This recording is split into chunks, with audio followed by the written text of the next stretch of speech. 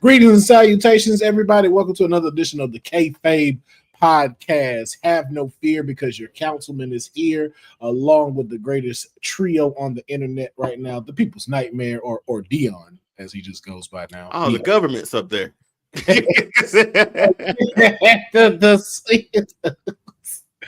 Is here wrestling with Honey. We are here, episode 49, and we have a lot to talk about today. Of course, you know we always going to get into the Smackdown preview. We got some trending news. AJ Styles retiring? Nope, I don't believe it. It better not happen. No way. Interesting news, man. Interesting news that we are going to discuss. Also, we're going to do a quick Wrestlepalooza recap. We got a couple of fantasy bookings and an original segment of Blasphemy that we are going to jump into. But we're going to get in there real quick with Smackdown because the Smackdown preview, a little thin, man. All we really have scheduled for is the triple threat match that was originally supposed to be on the Wrestlepalooza card, but was moved to this Friday. My client, Miss Tiffy Time herself, Tiffany Stratton, will be defending her WWE Women's Championship against Nia Jax and Jade Cargill. So, what I would like to know is, with this match illuminating in Orlando, Florida, I want to get y'all a quick take. Who walks away with the belt? Dion, let's start with you, and then we'll roll into Honey, and that'll roll into Honey's Honey Pot predictions. Well, seeing how they made a triple threat, because at first it started off as a singles, right? With just Tiffany and Jade. Well, no, they had their match. They had their match. Oh, so they had that. That's right. That's how we got to this. So I still think Tiffany retains out of this, man. I don't know if you pull that trigger now and you can get away with it by having Nia and Jade go into a feud against each other perhaps after this. So yeah, let Tiffany, because Jade needs a good rivalry after the Naomi stuff. That's all she's pretty much had. So yeah, let's use this to sort of make that match, and then we'll have Tiffany retain and head on what's the next one? Survivor Series. So no. Yeah, Perth. It's a long day, man. Whatever the next pay-per-views are, she'll still be champion. Perth. No, you said Perth there, Chris. Yeah. So she'll still be champion. But it just to sort of give Jade and Nia something to do too. So that's gonna be pretty dope. Gotcha. To answer both a question, never nervous about any of this stuff. And we do know that the winner will face Stephanie Verker, the new Women's World Champion. We'll get into that in a little bit. At Crown Jewel for the Crown Jewel Championship. But we want to go ahead and move it on to Honey, your prediction on who's going to win this match, and then your 3 Honey Pot predictions for SmackDown, because we don't know what's going on. This is it. Yeah, it's been quite unpredictable in a lot of cases. However, in regards to this triple threat match, I'm not entirely worried because I think everybody knows what time SmackDown runs on, and that's Tiffy time. And I think it would be an absolute gem of a match to see her versus La Primera, newly crowned Women's World Champion, one-on-one for Crown Jewel Perth. I think that would be absolutely amazing. I think it does make sense, and I will piggyback off of what you said, Dion, about Jade and Nia, being that, when Jade first appeared in the Rumble, Nia was one of the first few she had, as far as like a face-off with initially. So their history does go back a couple years, and that would be a more sensible route to give Jade more of that push. You know what I mean? And Nia is definitely in a prime all in her own. She's a former women's champion, former queen of the ring and such, so her resume speaks for herself on how much she has improved throughout the years. So what better way to do that than helping out Jade Cargill and, giving us a good rivalry for the books. So I would like that. And 3 Honey Pot prediction moments. Well, I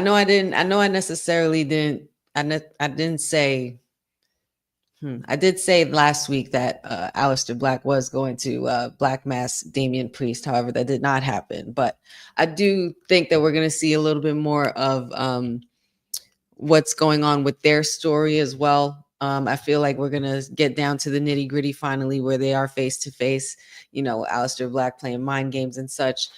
I'm really interested in the Street Profits. And with Bo Dallas appearing and giving his peace of mind with what's going on between them and the attack based on last week. And let's see, where's the United States Women's Champion at? That's all I want to know. Like, where's she at? Where's this title at? What are we doing here? That's what I want to know. I got questions, more so than predictions lately. Okay. Hey, man, and those questions do need to be answered, and hopefully they do get answered this Friday on this edition of Smackdown. Make sure that you tune in. It's coming live from Orlando, Florida, and there's no reason for you to watch it alone. Why don't you check out the Honey Night Smackdown over on Women's Wrestling Talk, beginning at the top of the hour of Smackdown. Sit with the community, sit with Honey, catch her reactions, join in on the discussion, and then also right after that, it winds into WWT Live. So you don't want to miss any of the action going down this Friday. But I want to now jump into this past weekend, Wrestlepalooza, the first exclusive ESPN PLE by the WWE happened this weekend. And judging by how Dion is shaking his head, and Honey has hers lowered, I think we all got the same feel of it. Mid-city. Mid-fucking-city. For a first show, this was like, you could sort of feel how the night was going to go after the first match. And we'll get into it, but I felt like where we were going to, like nothing was going to happen. Like nothing great was going to happen from this or come from this, really. Yeah. This is really one of those first times that, hey, AEW beat y'all. AEW should have stayed on at the same time as them. They really should have. Mm-hmm. Because the Kyle Fletcher Hangman match happened the exact same time John Cena and Brock was on. And I watched the Kyle Fletcher Hangman match. Mm-hmm. Like they like, again, a lot of matches on that card, but none of them missed as opposed to this PLE. But let's get into it. I just want to give what we'll do about this. We won't have a full recap discussion because we do got a lot to discuss. And again, we want to stay under our time that we were trying to say dedicated to our time. And We've been good. Yes. So what I'm going to give for these matches, what we will do is I want y'all to give your grade on this match. 2 things you liked about it, 2 things you didn't that you thought could have been better about the match. And that's how we'll move with that one. So let's jump right into the first one. The open. Just rip the Band-Aid right off. Let's just do it. Brock Lesnar versus John Cena. John Cena is on the sunset of his retirement tour, and John Cena, in a shocking fashion, or not shocking, lost to Brock Lesnar in under 8 minutes to multiple F5s. So Dion, just the bewilderedness on your face, and the fact when he does this, you could just tell he's done. At that point, yeah. What grade do you give this match? I'm giving it an F. I hated this thing. I hated it. Like, hated it. I hated it. It was hated it. Shout out to Louis. Like, I don't know what we're doing with Brock. I don't know how much longer he's gonna be around, but he's had more matches. Well, there's more matches behind him than ahead of him too. So, best thing about it, I mean, Cena's shirt was amazing. He came out with kids. That was even great. Worst thing, Brock won. The second best. One bad thing and one good thing. Was that it, or 2 and 2? Oh, however you want to go. Just grade and then what you thought about the match. One more bad thing. Yeah, Cena lost. Like that. It shouldn't have happened like this. I don't feel like it should have. If anything, let like Cena go out on his shield, and you have a really good long match, like a banger of a match, and he's defeated that way. But don't just squash him like you did at SummerSlam, man. That was about That was about the same match, and it was just disappointing, especially for the first match in ESPN history to do that. For Wrestlepalooza, for this to be the one. This is a trivia question. This is a terrible one to start off on. And I remember watching this, and I was like, the rest of the night's not going to go that well. Like it just, maybe I set myself up for disappointment after that. But hell, they made it. Yeah, they made it work. But yeah, they made it work. They made it work for it to be the worst show that I've seen in a very long time. Yeah. Now, honey, following the loss to John Cena, we also saw Paul Heyman come out to introduce Brock Lesnar. And one thing that he had to say about this on the WWE Wrestlepalooza post show, he stated that I've said it the night Brock Lesnar conquered the Undertaker's undefeated streak at WrestleMania. Brock Lesnar is not here to put smiles on people's faces. Brock Lesnar is here to put tears in the eyes of children. With knowing that now, how do you grade this match and your thoughts? I mean, I get it, Paul. I get what you're selling. However, I am going to give this match also an F in my eyes, because I basically was given all this hype about this match, about this rivalry. You know, I was there at SummerSlam when that crowd completely went apeshit when this man's music hit, because nobody believed it would happen, and it did happen. And you know, at least make the match, you know, even out. Like, you know, you don't want a complete blowout. You know, this guy was getting F5'd all over the place, no knuckle shuffle, just 3 attitude adjustments, and just literally getting beat down like an old dog. And I don't want to remember John Cena and Brock Lesnar's last match this way. Like, I wanted to see Super Cena come out and do his thing. You know what I mean? And overcome adversity. You know what I mean? Like, what we've been past the point of him losing the title. Why are we going to bring him down this road in his retirement, like towards the end of it? And why Brock Lesnar in the first place? Why? Just so you can have a good payout? You know what I mean? Like, I'm pretty much like, you know, pretty much I already knew and felt something wrong about this match once they had announced that it was going to kick off the show. Because and Pat, you said it to me too. They like, Brock Lesnar is going to walk in there and do his business and leave one and done. He's not, and he was right. He's not leaving. It was just hard to believe that he couldn't lose at first, but I'm just like, there's no way at this point. There's no way. But I'm not sure why they came up with this decision. I'm not sure. I'm seeing on the internet that, and you know, on socials and stuff like that, there's different reports saying that Triple H made that decision last minute, and I don't know, but yeah, some are even saying that Cena made the decision too. Like, some of the rumors, I mean, saying that it was his choice too. I mean, hey, say whatever you can, but either way, it doesn't shy away from the fact that the match was not up to par the way we wanted it to be, the way they know the people wanted it. You know what I mean? The only good thing about it was the kids and the entrance, because that damn near made me cry. And I'm like, y'all can't do this. Like, there's no way. I'm like, Cena coming out with the kids and the mini Cenas instead of the older Cenas that he had years ago, like all the clones and stuff like that. Now he has the little ones. I'm like, oh, nah, he's winning. I'm like, Cena is definitely winning. I was so disappointed. So disappointed. And I would say, and that's back. Sorry, that's the only good thing about that match. And you know, Paul Heyman introducing Brock Lesnar was nice to hear. That's about it, man. That's pretty much how I feel about that match.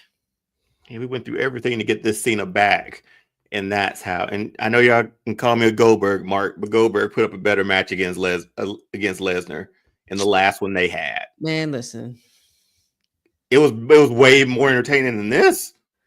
Yeah, it absolutely was. And that was only 11 minutes. It was probably like 11 minutes, maybe not even that. Yeah. I don't even give this match a grade. I give this take this to your mom.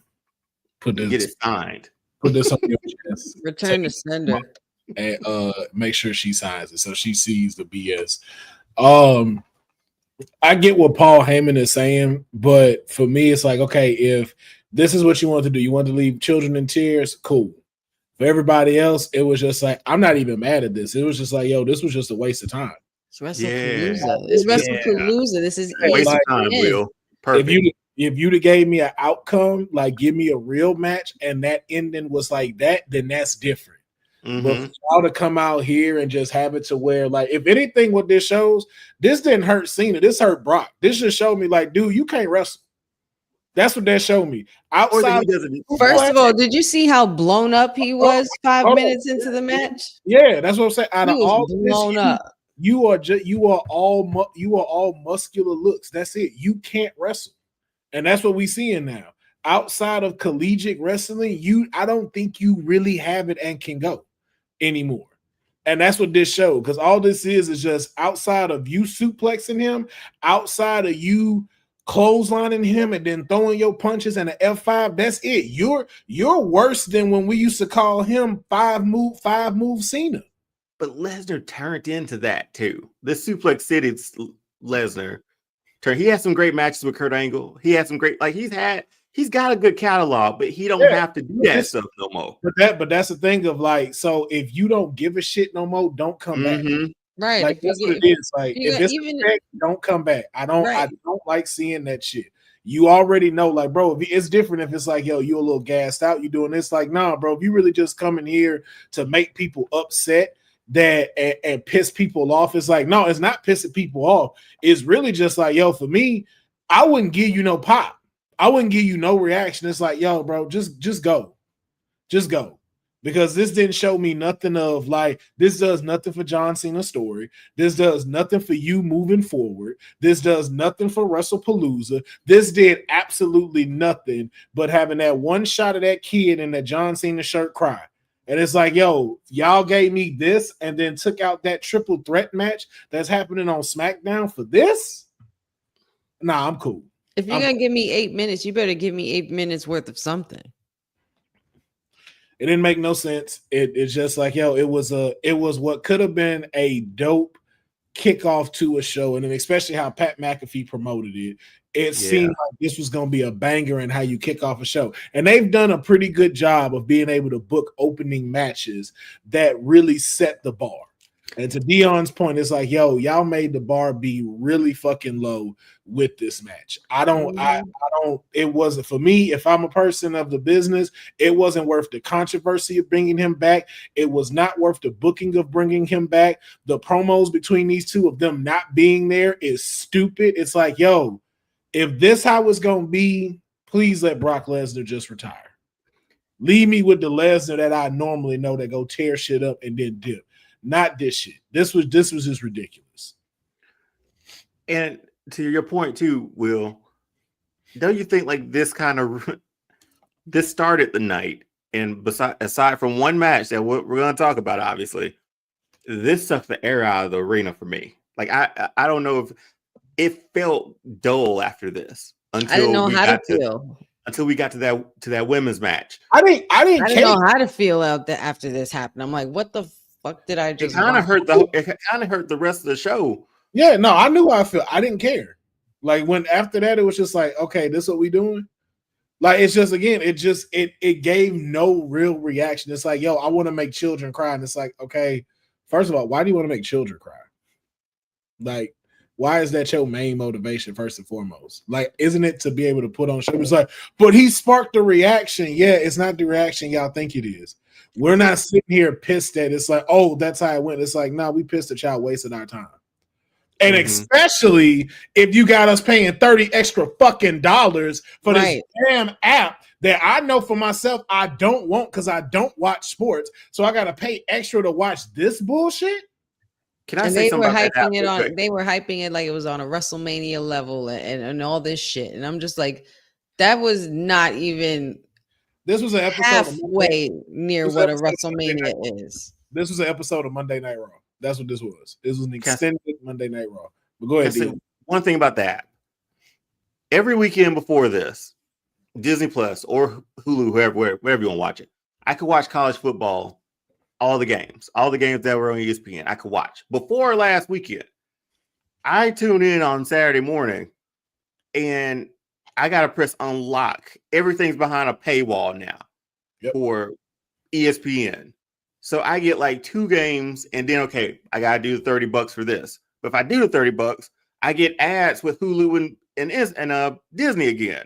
I was like, oh crap, I don't want that. How much is it without it? It's like $40 for everything. And then they got like a $98 package of some BS that nobody cares about. Yep. And then they took, and then they also, if you get the bundle, even with the ad, they take off the extra member seat. So like you could pay like $9 because like I have my niece on my plan. So it's like, yo, like she has her own login, email, and everything for her to use. So she ain't gotta worry about getting kicked off or being like, hey, can you send me the passcode and stuff? You don't get that if you buy the ESPN thing. I'm like, what? It's the most cluster bomb of a release, and just to get that much money out of you now for PLE, we're back to like pay-per-view prices every month for it. And like Will said, like I'll watch college football, but after the season's over, I'm paying $30 a month to tune in one time a month. Exactly. It's like, oh, but you can watch Stephanie's Place or 30-30. I don't like sports. They must have put that behind a paywall too, because I used to watch that.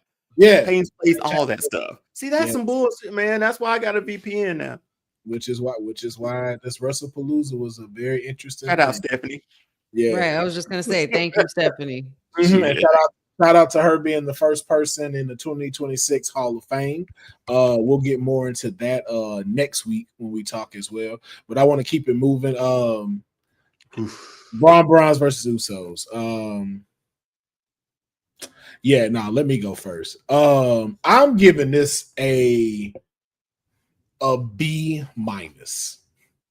And I'm giving it a B- because it was no originality. And I've said this thoroughly. This is the problem when I've seen this match 8 times before we got to Wrestlepalooza in 8 different ways. Oh, it's Jimmy and LA Knight. Oh, now it's Jay and LA Knight. Oh, now it's Jimmy gonna face Braun. Now it's Jay facing Braun. It was the same shit over and over again.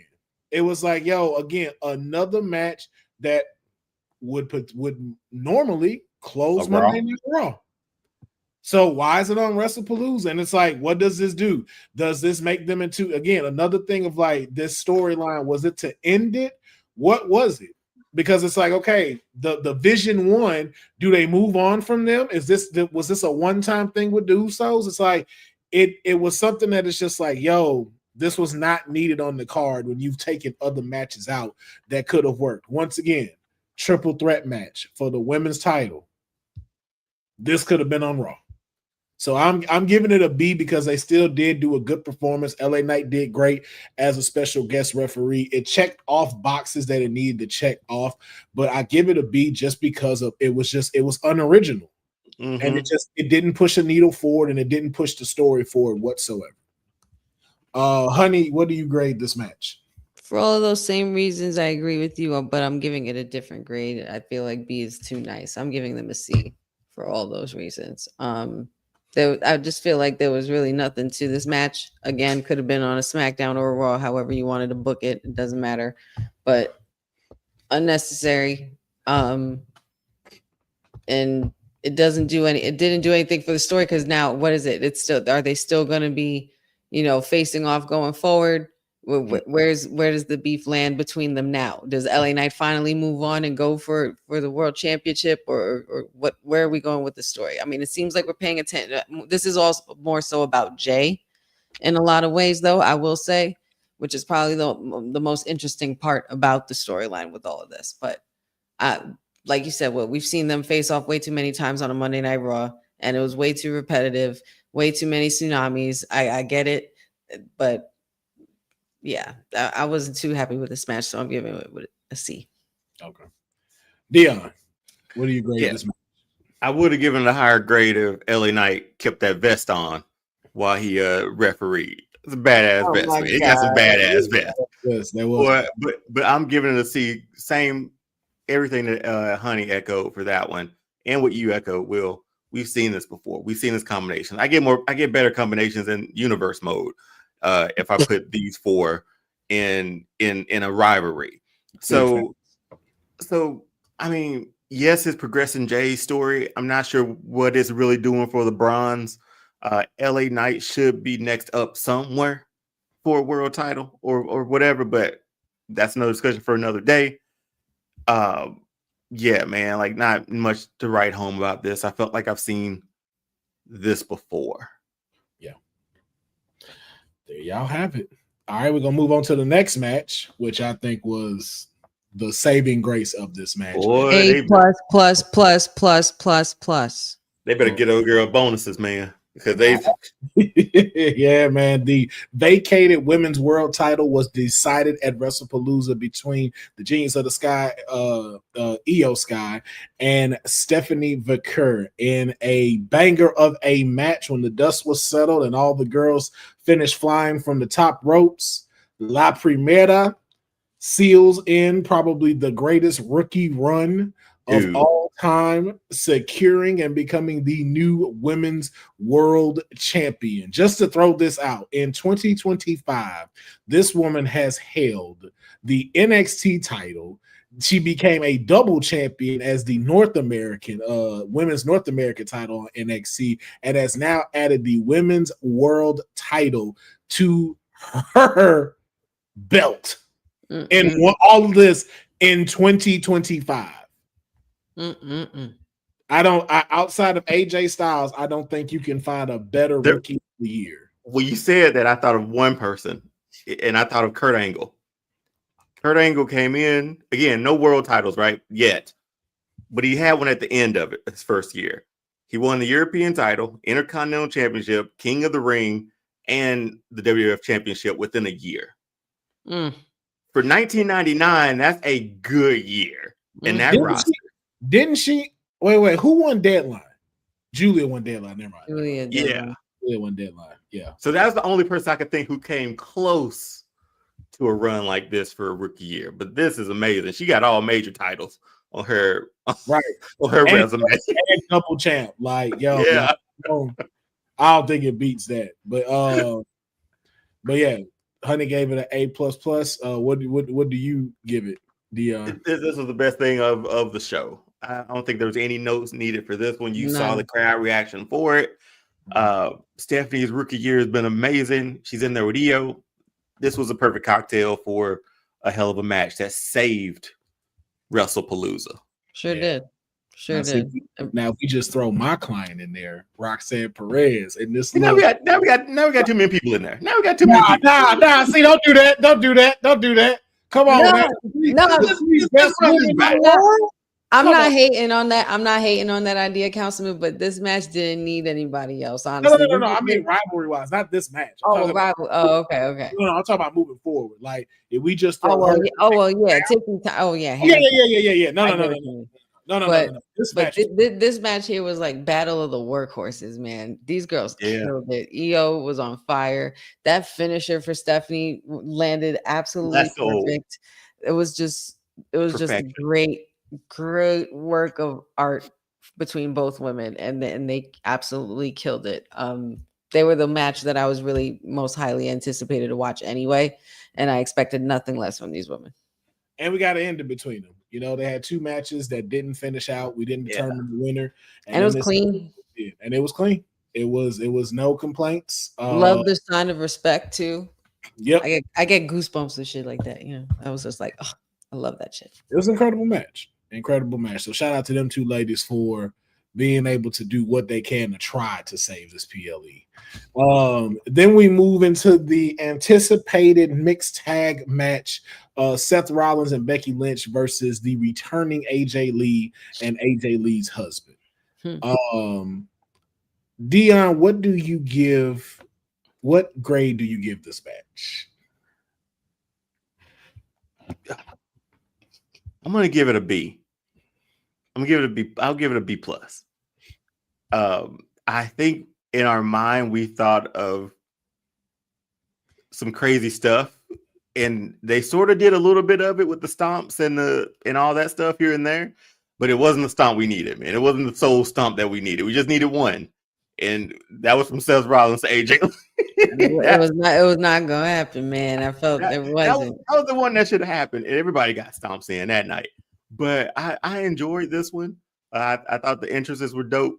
I thought the gear was dope too. Finish was the collapsing table. It's like I went back and rewatched that a few times. It's like AJ hung in the air. Yeah. It's like she just stopped in the air, and then here comes the table after. But yeah, man, I like this one. I'm hoping we get a little bit more. Really wish AJ's finisher looked a lot tighter with Becky. I'm not sure why Becky was standing so straight up with it. It just looked like it wasn't working. But that's the only knock I have on it when AJ went for a finisher, how it looked visually there. But no, man, it was a good one. I'm hoping that they run. I don't know if they'll run it back, but I can see this going on a little bit longer. To be fair though, to Becky, normally when that comes, it's the momentum that takes her will get to where she can lock her leg in at the bottom. And that's you're right. Like when she hooks in, it'll have enough momentum to where that first foot will go around Becky's leg to where but because of like how close they were when it hit, she wasn't able to get that full swing. That full rotation for it. Yeah, like when you watch when it hits with Seth, like she get a big boost. Yeah. And then wraps around.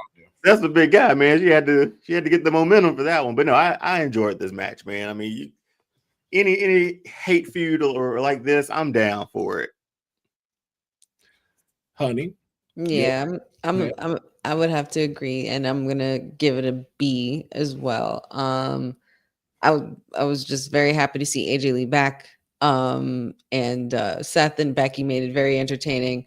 At first it was getting a little annoying for me. Becky kept, running in and out of the ring. I'm just like, all right, Becky, come on now. Like you're putting all all this stuff that I've said about you to shame now because of how this is going on, just going in and out of the ring. I thought it was a little bit too much for me, but overall the match was great. Seth and CM Punk, I definitely don't feel this is over, and we definitely are working towards that AJ Lee versus Becky one-on-one. We need that. Definitely need that. Yeah. I'm gonna give this a B+. It did everything it needed to do. It checked off all the boxes it needed to. I wasn't expecting this to be a phenomenal 5-star match whatsoever. I was expecting it to be just what I got. And that's what it was. It was fun. It was entertaining. All of them got to be, it did what it needed to do. And it even extended the limits of what a mixed tag match can potentially be. And hopefully that we get to see them even more regularly on programming. So that's why I give it a B+. It actually pushed the needle into something. And progressed the story. Yeah, and progressed the story as well. So that's why I say I'll give it a B+. Then we move to this bullshit. The main event, Dion's guy. I blame all of this on you, Dion. No, we this is the first time I'm gonna say this. We blame Hunter for this. But should I go first? Should I just go first? Rip the band-aid off here? No. We'll let you wait and stew. Honey. Drew McIntyre versus Cody Rhodes, the main event for the WWE Championship. What do you grade this match?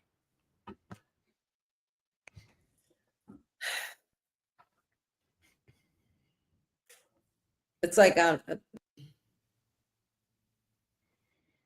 nah, you know what? No, I'm giving it an F. I'm not gonna be nice. I'm giving it an F. I don't give a damn. Just one too many times you see these kinds of things happen. And I feel like in this case, Drew McIntyre should have been the right guy to win at this point because Cody's out here ruining timelines. You just leave, come back, and just destroy Drew McIntyre's hopes and dreams. All the hype, he kicked your head through the table. You know what I mean? Like booking, I'm not sure what they were thinking of in the back, but I wasn't really in agreement with the results of this match. I kind of did want to see a title change and a deeper rivalry build between these two, but I don't know. Drew, I don't know. I feel you guys could have done better. I give it up. I heard backstage that Cody actually wanted to drop the title to Drew at Wrestlepalooza. That makes it even worse. With Randy Orton involved. Randy in there. Yeah, and it was by accident that he accidentally caused Drew to win the title, which would stir the beef between him and Cody Rhodes. But didn't we talk about that a bit too? Didn't we bring that up? I said it. I think everyone said something with bringing in Randy Orton.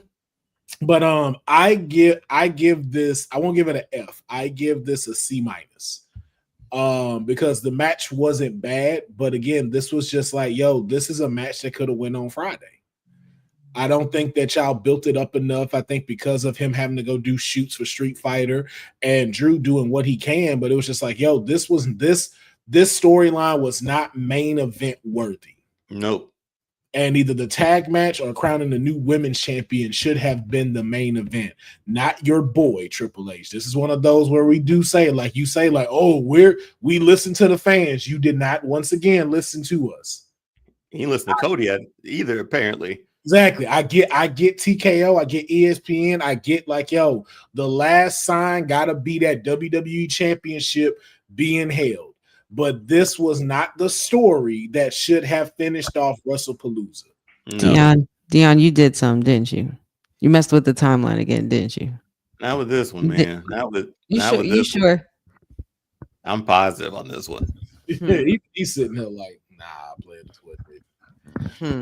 Dion, man, your thoughts on your boys match? It wasn't as bad as what I gave an F, but it was, for me, close. I'll give it a D, because Cody's a good baby face, man. Drew's a great heel, but like you said, this could have been a Friday night match if they're gonna, especially the finish with the whole TV monitor and the table, with the ref stopping him from doing it. It's just, it was a lot.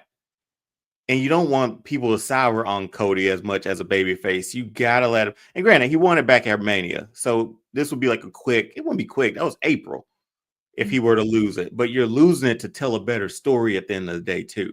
You're losing it to get Randy Orton into the fold again. And we're somewhere down the road, we get Cody versus Randy. That makes sense for the title. So I thought like there was a lot of possibilities with this match, and it didn't execute. And even until like the screen went black, you were still waiting for something. And it being a lackluster finish like that for a first show in a main event didn't deserve to be main event. Love Cody to death. Probably didn't deserve to be on this card for Wrestlepalooza. But he is a champion, and you want to get the champion on there. I understand it. Got to sell tickets and got to sell subscriptions apparently. But this wasn't it, man. There's two other matches that could have main evented over this. Yeah. And a match that didn't make the card could have made this card too. So it's just a disappointing finish all the way around. They keep doing stuff like this, the crowd's going to turn on Cody kind of quick. So they need to be careful how they sort of tread from here to Rumble, probably with him. Yeah. Yeah. The thing I'm noticing, that the pattern that I'm seeing is we're choosing dollars over product. Boy, you telling me. And that's what I'm thinking with this. Like, because Drew winning this and Cody even seeing it makes it great. But I see the two sides of it. So the one side of where Cody's looking at this to give it to Drew, Cody gets to go shoot this movie, do the promotions, and you're leaving SmackDown with a great champion and a great heel right now, which can help build the division. The only problem is with that is something we are now calling the Cody vortex, no longer the Rhea vortex, is the Cody Rhodes vortex. The problem is this dude is a walking dollar sign. And that is the problem for them, because they want to put him everywhere they need him to be and get as many dollars as they can. And it looks 10 times better when you have the WWE Championship with you. The only problem with that is you are now diluting the product and slowing it down by having him do that. And because Drew McIntyre is not on that same level as Cody Rhodes, and I don't mean that from a wrestling standpoint, I don't even mean that from a character standpoint. He's just not doing what Cody is doing outside of the ring. Podcast shows, the sponsorships, everything. This dude has it down. Like, he has the blueprint. He's the face, Will. Yeah, and no one's doing. He's the quarterback, just like they said. He is definitely the quarterback. And that's what is so hard for all of these cats right now to try to topple Cody, because that side of the coin, a lot of these superstars don't have right now. And it's going to take a lot to be able to get them ready for that, to be able to say, hey, if you're going to be the main guy and we got to have you at this event, we got to have you here, we got to have you here promoting this.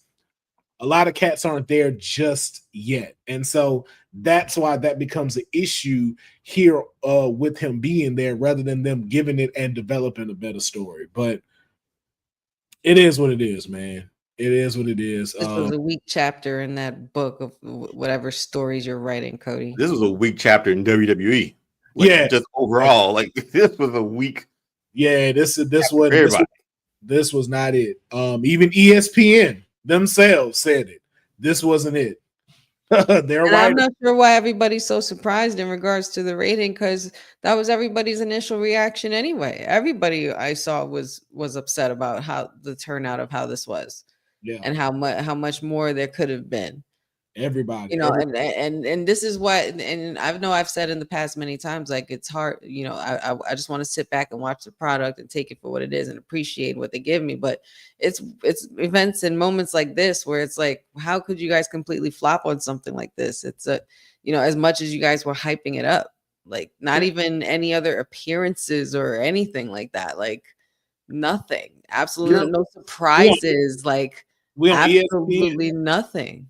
We on ESPN. We don't get a Stephen A. Smith segment with New Day in the back. Like, we don't get none of that. Well, these are all like things we knew would happen before if they had a crossover like this.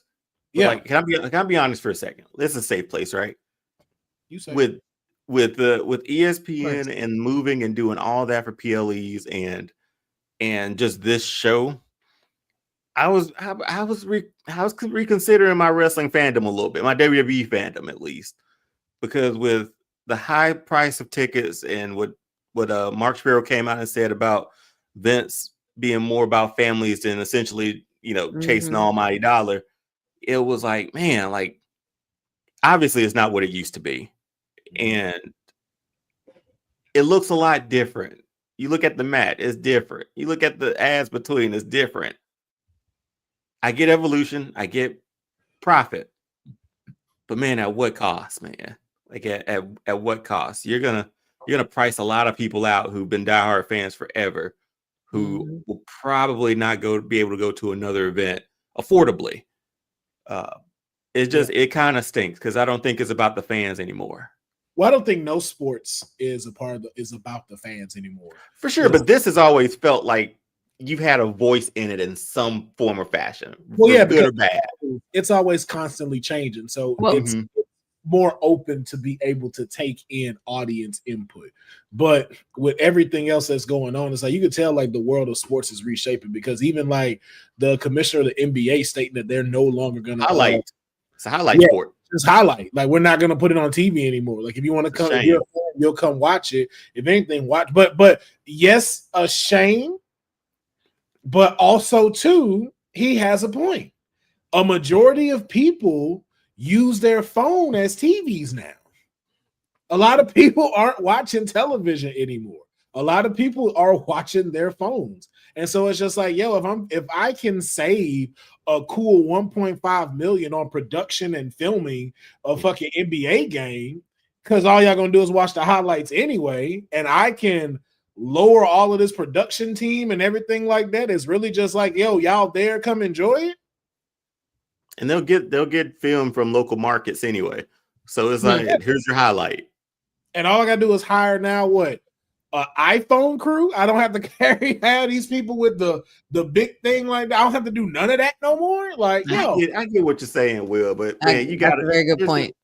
There has to be like y'all didn't feel anything from Saturday, like the whole process of getting ESPN, watching it, knowing that this is going to be your monthly thing every year, every month.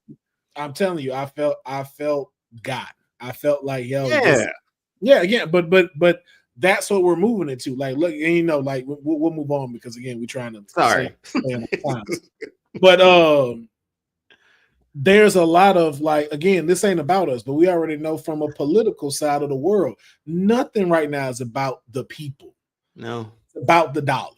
And so now it's just the fact that we're now seeing it even more in sports and in the things that we love.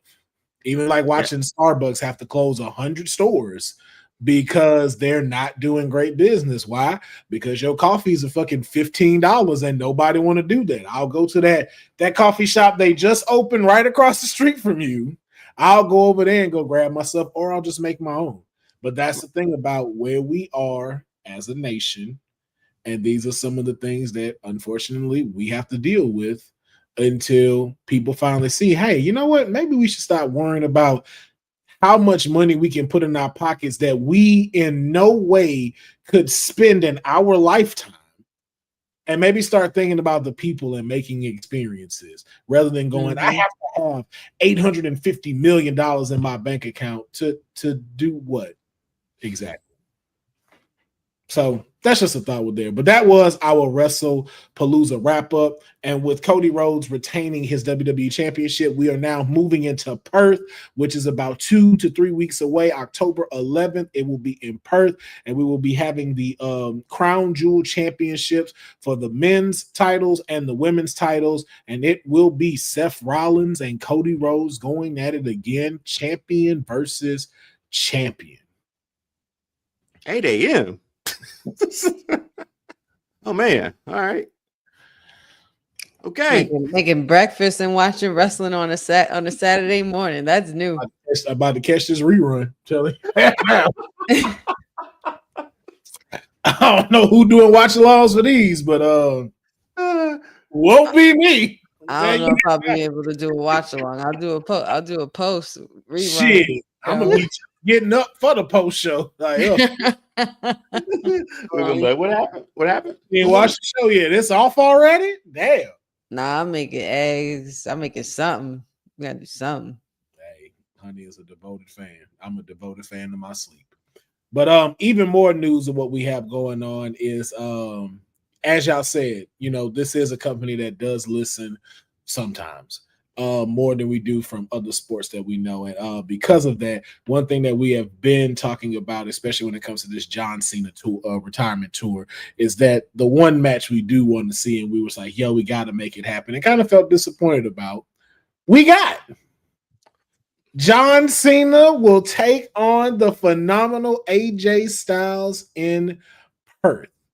But I want to ask y'all opinion on this, with the fact also too that we will not get any promo between these two superstars, as the next date for John Cena in his tours is just at Crown Jewel Perth. No Raw, no SmackDown. Remember, we already had his last SmackDown, and we only got 2 more Raws in Boston and New York. So what are your thoughts on this match, knowing that that is also happening? Dion, let's start with you. I mean, given where they both are in their careers now, I think this is more of like a mutual respect sort of match. Like, it's not about the face who runs the place anymore. It's not about any of that. So we were going to turn up for this anyway. And we've been begging for this all year. So little promotion from AJ, sure. But I don't think it's needed, man. I think we wanted it. We're going to get it.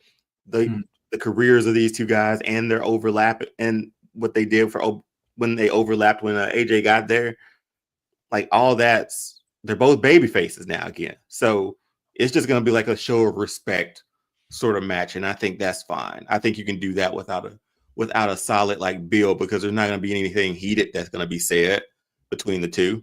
Hey, shoot, Cena used AJ's move but 2 matches ago. Styles clash. So it's more of a mutual respect sort of thing. So that's going to be what I'm taking away from this one. But man, this just makes me smile when I saw it though. Like this is how we should have felt for Cena's entire run. This is what he should have been doing, going through his rogues gallery for 12 months. That's it. Yeah. Now, honey, with the question that Boza has proposed of how do you feel about AJ being the one that may give John Cena his 100th PLE win? Your thoughts on this match? I think this is one. I think this pretty much, to piggyback off of Dion, it basically writes itself. And their resumes speak for themselves. They're both given to be, both on their way out. And, I feel like this is probably AJ's way, kind of how he did, with The Undertaker. He was just like, man, listen, if we could get in one more, I'd like, just let me get in one more with you, man. Like I could totally see it just being that kind of a casual thing where it was a conversation between them backstage, and it was definitely a favorited match when they did face off. You know what I mean? It was literally, for lack of a better term, phenomenal. I would hope that, I mean, we know how good Cena is on the mic. We know how good AJ is on the mic. We know what they can bring to the ring. There just really is no need for the hype. The picture kind of speaks for itself. So it's like, you're either going to be there or be square, tune in, or don't. Gotcha. Yeah. To answer Boza's question, I don't think AJ is going to lose. I think AJ is going to win. And the reason why I think that is because Cena's going to go over on this last match. So we need to, that might be. Yeah, we need, and we'll talk about that. And because I think you need to have that to get that prepared for the last one. Give us a couple losses, and it's like, okay, what's happening? What's going on? And then the match becomes a storyline. Yeah, no, not the storyline. It just kind of adds to it. Because think about it, most of the time when they had their last matches, they go out on their back. But it's like, so you're like, let him loot. Yeah, okay. Think about it. Like we're going to talk about it, which is we've heard news that AJ Styles is preparing to retire in 2026. That he said that will be his final lap around in his wrestling career. He's mentioned this several times in the last 5 years that he wants to be able to be there for his son, be able to be around his family, and want to be able to walk and lead a healthy life outside of the ring. And so that's another reason why I feel like he will go over, especially, because he's already granted, like, the point of Boza saying, he'll grant him his 100 PLE win. Well, AJ granted him his WWE win that got him to 16. Let's never forget that. It's like, he owes AJ. Let AJ get a victory over him. Let him go out saying that, like, I beat the greatest of all time. That's a good point. Yeah, so that's why I feel like AJ will go over in Crown Jewel for me. Did he get beat up John Cena again? I don't think so. Just because of how he was acting with Dom, that's a very far off shift. Yeah, no, of course. That was a fun time though. That was a fun time. Did AJ win his first match against Cena? I think so. Yeah, I think so. For some reason, that's ringing a bell. Yeah. But again, John Cena got over on him too. So yeah, I wonder what their record is. I don't know that off the top. Well, that'd be interesting. I mean, either way, these guys are gonna put on a good show. I just hope, that I hope, especially with superstars like John Cena and AJ Styles, of their caliber and of their, knowing how everybody respects them in the business. I would hope to believe that they're going out on their own terms. You know what I mean? Yeah, I hope so too. But just thoughts on real quick on AJ potentially retiring. I feel old as hell. It might be time if he's feeling it, and that's what his after wrestling goals are. I think he even said something about being still connected with WWE in some form or fashion. Yeah. So him becoming an NXT coach, I don't know, doing something like that's invaluable experience that you can't pay. You can't, there's no price for that. He's going to get back to that. He has his family. Yeah, I think if he wants to, and you're able to do it on your own terms, I say you do it, man. But I'm gonna miss the best hair in wrestling every Monday night. Same. I'm interested, man. They don't want none. Yeah, but shout out to AJ Styles, man. He has done it across the world. He has left a phenomenal career, no pun intended. So shout outs to him. And yeah. But we talked about one potential opponent that John Cena could face. Pose a question to y'all.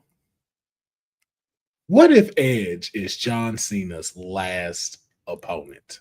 Okay, so with all of that, what are all the moves that John Cena did in the other paper a couple weeks back? when he was doing all those moves. He did a Styles Clash. He did a spear for the way Edge would do it. What else did he do? He did a few other things. Baron, I don't know if there's some. Say again. Baron's end of days. He did do end of days too. I don't know if it's leading to anything, but I think it's very interesting the selection of moves that he did. But leading into this, I'm seeing this literally everywhere. But lately in recent hours, I literally saw that, that it's not it's not definitely something that's not going to happen, but it's just it's not really what people are saying it is or could be. But I wouldn't mind if if you want to indulge me in a what if, shit. Yeah. I would respect the hell out of Tony Khan and Triple H for putting that shit together, because then it's like, holy crap, you really do listen to us in some way, shape, or form, weird form, like, you know what I mean? But I don't know if it's gonna happen. I would love for it to happen, of course, on paper. Like I think everybody in the world would agree that they would want this to happen. Go ahead. No, you go ahead, Will. I would say I don't give Tony Khan or Triple H that credit. No, I don't give them listening. No, this is Edge and John Cena listening is what that is. And what we saw on AEW with Edge technically exiting the storyline. Yeah, what did he necessarily say to? What did he say to Christian? I think Beth was hurt, and he was saying that, like, hey man, I need to go check on this. I got like, I got to step away for a while. I don't know if I'm coming back and stuff. And then Christian, playing towards the whole patriarch thing. Well, I don't have a family anymore anyway, so I get it. Go protect your family. And he was like, no, you always got family because you always got me. And hit the handshake, and that was it. It seemed like he was exiting out of this place. And so, again, there hasn't been no real talk about what his contract is with AEW at this time. And it does seem like it could be. And again, we don't really know what his contract was to begin with. Mm-hmm. He could have decided that it's just there just to be there. So if that is the case, we could potentially hear it one more time in WWE on Saturday Night Main Event to close it out. Be perfect. I'd cry. So there were two rumors. I don't know how true they are. Take it as a grain of salt, right? Some said his contract was up in October. Then another report said that he's going to film stuff for like the Percy Jackson TV show. Yeah, because he's in that. So they were like, don't think that he's going to jump to WWE anytime soon for it. But I think I may have asked this question way before. If you had to pick John Cena's John Cena's Joker, who would John Cena's Joker be? Edge. Without a doubt. Rated R superstar Edge, yeah. And we've been saying it. I've been saying it this year. He's over in AEW doing these matches when this man should be wrestling John Cena at least one more time this year. That's why I was like, yo, if this don't have, because think about it, if it's not a new person that he just hands the reins to at Saturday Night Main Event, like Gunther comes back or something, it's John versus Gunther, then it's like, yo, out of all the rivalries John has had that you could get here, this is one of the last people. That's it. That where like, when you think of John Cena and you think of his stuff, Edge is the other one. And even to Sendil's point, you could say Randy. But we already got him and Randy. And I think we got him and Randy where it was supposed to be, where it was supposed to happen. He is definitely one of his top 3 rogues, as we're putting it. But this one with him and Edge was just something else. Because the thing was, what most people won't give credit for, and I'm sure Edge would, John helped Edge become a superstar. Like, this was like everybody had already seen this when it was Edge and Christian, but because of the battles these two had to go through, it made Edge into the undeniable superstar that he is now. Yeah. And it made John, and really too, it also humbled John into understanding what he needed to be for the company. where I don't have to now hold this on my back. I am still a golden boy, but I don't have to be the ultimate golden boy. There is a guy here that knows it, sees the value, and is doing everything he can to be able to put on for this company. You saw these two elevate to new heights during their so I feel like if you go end it, it's like, I again, just somewhere in the universe, make this happen. Like if we could get him to come out during Raw where John's in Boston, dragging his daddy by the collar. Rap. Like how Batista was dragging Ric Flair. Yep, rap. On this day, you think you know me here? I'll lose my shit. I would too. And see, that's a rivalry that, again, you could fight. Granted, they're older. There's some mutual respect there, obviously. But that's still you could relight that rocket real quick for a rivalry for a month. And you don't need a lot of time. You do not need a lot of time. There's so much history. So definitely, like if it's possible, at all possible, with whatever. Are we gonna have to go back to the drawing board on our John Cena timelines? Nope, my John Cena timeline damn near was what it needed to be, with the exception. I don't even remember one. I think we'll recap it towards the end. The edge for this will be, man, come on, man. It writes itself. It does. But we're gonna move on to NXT superstar Jasmine Nyx. Jasmine Nyx announced to the world via social media that she will not be renewing her contract and that she will be exiting the WWE. The WWE exit is due to contracts, not being able to come to terms with the contracts that was going on. A lot of other speculations were also around it, but to Jasmine Nyx, she got on social media to let people know exactly what was going on, which was the fact of simply it was just they were just not paying enough when it came to it. And we do get the details on that, which is normally that potentially NXT stars, and around her last contract, she was making $75,000 a year for a multi-year contract. So if you break that down, that's like what, $6,000, maybe $5,000, $6,000 a month. As far as to be here for multiple years. And then in re-signing her, you normally would increase the price of that. And they chose to not do that. They wanted to keep her at $75,000 in a new multi-year contract in that same amount. Now, again, as she explained, with and a lot of people don't know this, with the travel costs that WWE isn't always paying, being able to have to jump in your car, driving miles to other shows that you have to do, there's a lot of financial issues that do come into play with that. And then also, too, a lot of opportunities that you unfortunately miss as a WWE superstar because you are signed to them. We've heard about, Mercedes Moné disputing about not being able to be in The Mandalorian, being in Star Wars because of her and her schedule. Also, the thing about Damian Priest not being Namor in Marvel's Black Panther and what that could have led to because of being a WWE superstar. So Jasmine Nyx just wanted to, felt like, where she is now, where she is in age, there's a lot of opportunities that she would like to be able to get into and explore. And so she is taking her talents elsewhere, not saying that she's completely done, not saying that she won't be back, but as of now, she wants to explore more things and be able to conquer other stuff. And as she's let everybody know, no, she will not be starting the OnlyFans page. Y'all mad, huh? Y'all mad. Everybody, y'all big mad at that. You naughty people. That internet was hot about that, boy. They was like, man, well. We start the OnlyFans. Not starting the OnlyFans. No. And she did say this was a personal decision that she made for herself. So kudos to her for doing so. When you go through life, it's just about being able to bet on yourself, and she's going out and doing that. Shout outs to her. Yeah. Dion, your thoughts? No, I mean, I'm breaking it down, and they didn't offer to increase her pay.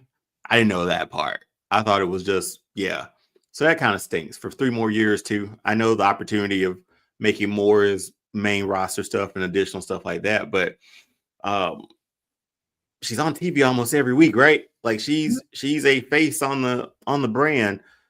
It kind of, and she's young into her career, right? Like this is like she's relatively, I won't say green, but like how many years has she been down in NXT? It's been a while. It's been a good little minute. A couple. Yeah, she was injured. She was injured for a lot of it, though. She did that's go right. through That's some right. multiple injuries and concussions, and she even like broke her nose and stuff like that. Like she had a lot going on. But I would say like maybe a 5 to 6 year stint of being in NXT. But but it just, I mean, if that's her case, and she wants to do more, and that was too low or not even like an increase for it when you're on TV and wrestling, I think that could have hit differently. Because I feel like any little increase for that, she would have probably considered staying around. Yeah. And then again, like I said, I think a lot of people have a misconception of what goes on in there. Because like I know a lot of people are talking about, well, you're making 6 figures, so how are you having financial issues? And that's really not the case. Like main roster people, the minimum is like $350,000 a year. And you know how many times they go on tour and do things. And like that's the minimum. And so you have like top stars that are making upwards to like $1 million. And those are barely like a lot of people. And so for, again, like we said, like when you take the expense of, and a lot of people don't know these things, it's like the expense of having to they have to buy their own ring gear. This isn't like, hey, WWE is making your outfits and you go out. Like, no, they are paying for all of this stuff to be made. That's why if you always hear Bianca saying like, yo, I make all my stuff from scratch, there's a reasoning why that is said and why that is definitely well respected, because you have so many people having to pay out of pocket. Like the amount of money that Seth and Becky pay their designer for their gear is insane. The New Day, insane.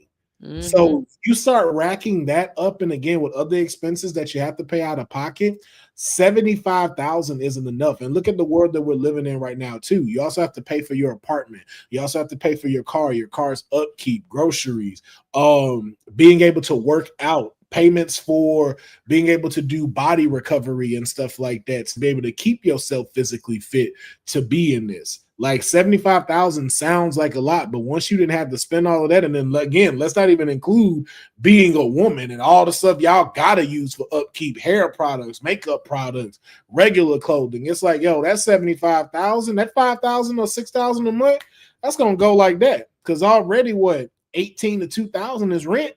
Now you talking about your gear you can't necessarily wear every time. You got to change that stuff up to healthcare.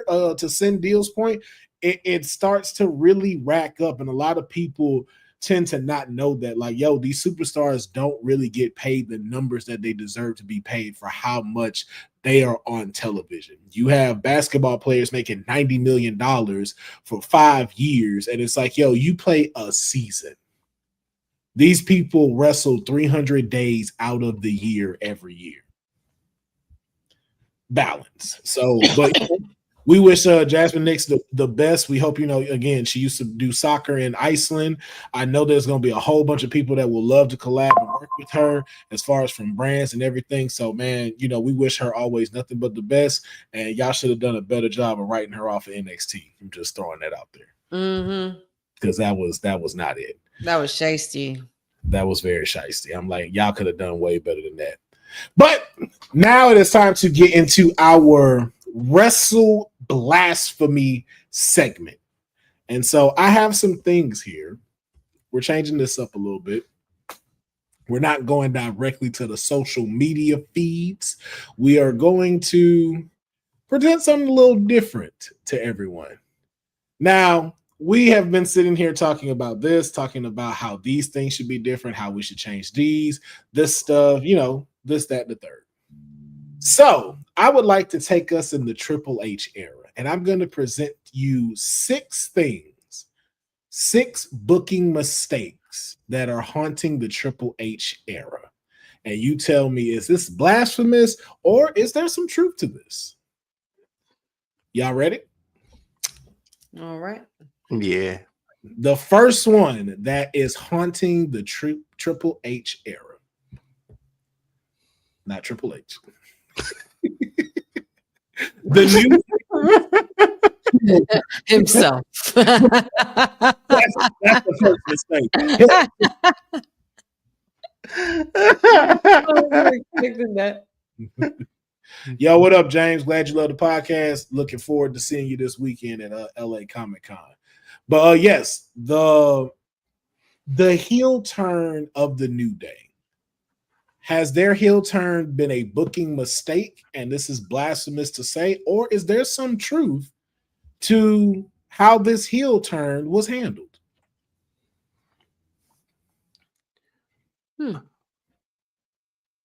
I think it started out really strong. They won at Mania, right? Like it started out real strong. The fact that we thought they were gonna break up and then they switched it on Big E, like that hurt a little bit, man. So I think it started off great, but poorly executed towards the end of where we are now. I don't know how I would phrase that as blasphemy. So would you say overall, the booking of the New Day heel turn, do you feel like they've dropped the ball, or did they succeed and execute this to the standard you would have wanted it to be? I don't think it was to the standard that I mean, they won at Mania. That's the huge highlight, right? Yeah, but we asking overall. But everything else, I can't hold Mania can't weight that much in this. I think it was a bit of a fumble, man. By Hunter. Okay. Honey, your thoughts? I kind of disagree. I don't think it's a wrestling blasphemy. I don't think this was a mistake in booking. I think the New Day are doing quite well for themselves. There's something different. We weren't sure what way it was going to go with this heel turn. At first, we thought it was going to be a split, because it was kind of but it was kind of predictable that way. And instead, they pivoted to having them, both stick with each other and instead turn on the people. And that's a great way to gain heat. There's also had some really funny and fun moments backstage with segments, even adding Grayson Waller as comedic as it is, but it's also been able to push Grayson Waller in a way, because you saw that classic between him and Penta. You've seen the interactions with Penta and Xavier Woods' hat. And, things like them saying, thank God for the New Day. And they were in mourning when they lost when they lost their titles. It's just, I think it's more fun with this New Day. So I wouldn't agree that that's a blasphemous statement. Yeah, they dropped the ball on this. Yeah. It could have been so much more to her. That was great moments, but it could have been they weren't. But what it is? It's in the middle between the two of you. They dropped the ball with this, but they're not the reason why the ball was dropped. There's a bigger thing at play as to why this ball got dropped that doesn't have to do with them. And it does have to do with something that is on this list. And I'll connect those when we get to that. But I do say there was a lot more potential for this, and we just didn't get to where we need to be. But let us know in the comments how y'all feel about it. The next one. The booking of WWE's top women's champions. Now, the WWE women's division continues to showcase some of the best in-ring wrestling that the company has offered today. That's no lie. But Triple H's creative outlook for each of his WWE women's champions has been disappointing, to say the least. Over a WWE Smackdown, it feels like Tiffany Stratton has been feuding with Nia Jax over the Women's World Championship for an eternity, while Julia struggles to be featured on TV as the WWE Women's United States Champion. Additionally, before Naomi captured the title, Io Sky was given very few storylines with the title on Raw, having only 2 defenses in her 132-day title reign. And so, yeah. And this year's Women's Intercontinental title remains an exception, as the championship has excelled with Lyra Valkyria and Becky Lynch holding the gold. The same could also be said about the women's tag titles, with the unlikely team of Charlotte Flair and Alexa Bliss making those belts a little bit more relevant than they've been in years. A Triple H often has had no creative plans for those who have held that title. Now, is this blasphemous and not true, or is there some realism here to what was said? Dion, yeah, man, like everything you were saying, from title to title, besides the women's intercontinental title, has been true. Now they're putting work into the tag team division, which is a first, honestly. At post Bianca and Jade, but yeah, man, like I don't think Tiffany has that one main feud or that one like huge rogue. I guess that's the word of the day too. A villain or heel to go up against. Yeah. Stephanie, Honey just said where in the world is Julia and the United States title, so that sort of speaks for itself. And before Naomi, Io's, how many days was she champion and only 2 defenses for Io? 132 days. That's a lot, man. That's a lot. Yeah, I see no lies in this one, man, unfortunately. Honey. Yeah, I co-sign with all of that. Pretty much. It is weird because it's a guy who made his name basically with women's wrestling that he can't do nothing with when he's down in NXT with the women's division. Mm-hmm. That he hasn't been able to figure main roster stuff out fully yet. I mean, again, I've talked about this before. The thing you also got to keep in mind is at NXT, everybody's at the same level. There is no ego. There is no thing of pushing. Y'all are all at the same level. At the main roster, there's a whole bunch of different politics that shift and move into making this product. Once again, it really goes from how we're dealing with the world today. It's a whole system that needs to be changed because, again, I can't point it at Triple H. I can't point it at Bruce Pritchard. I can't point it at just one particular person because I can understand that, like, you have folks who do have a mental mindset of, hey, this needs to be like this, and this. We don't change this, and this. And so into some of that falls into the category of a person that doesn't think that women should close the show at a PLE. That is a factor that does have to be in there, and it does have to be where it's like, okay, we need to cater to these people because these folks get a pop. So we need to have CM Punk do 18 minutes straight of this, and instead of giving a woman a match or advance their story.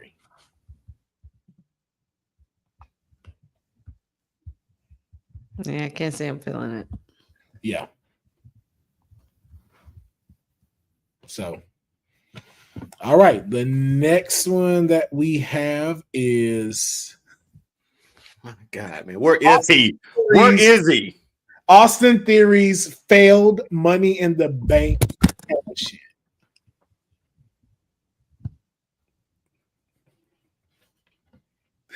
So, Dion just threw his mic. I like Austin Theory, man. Yeah,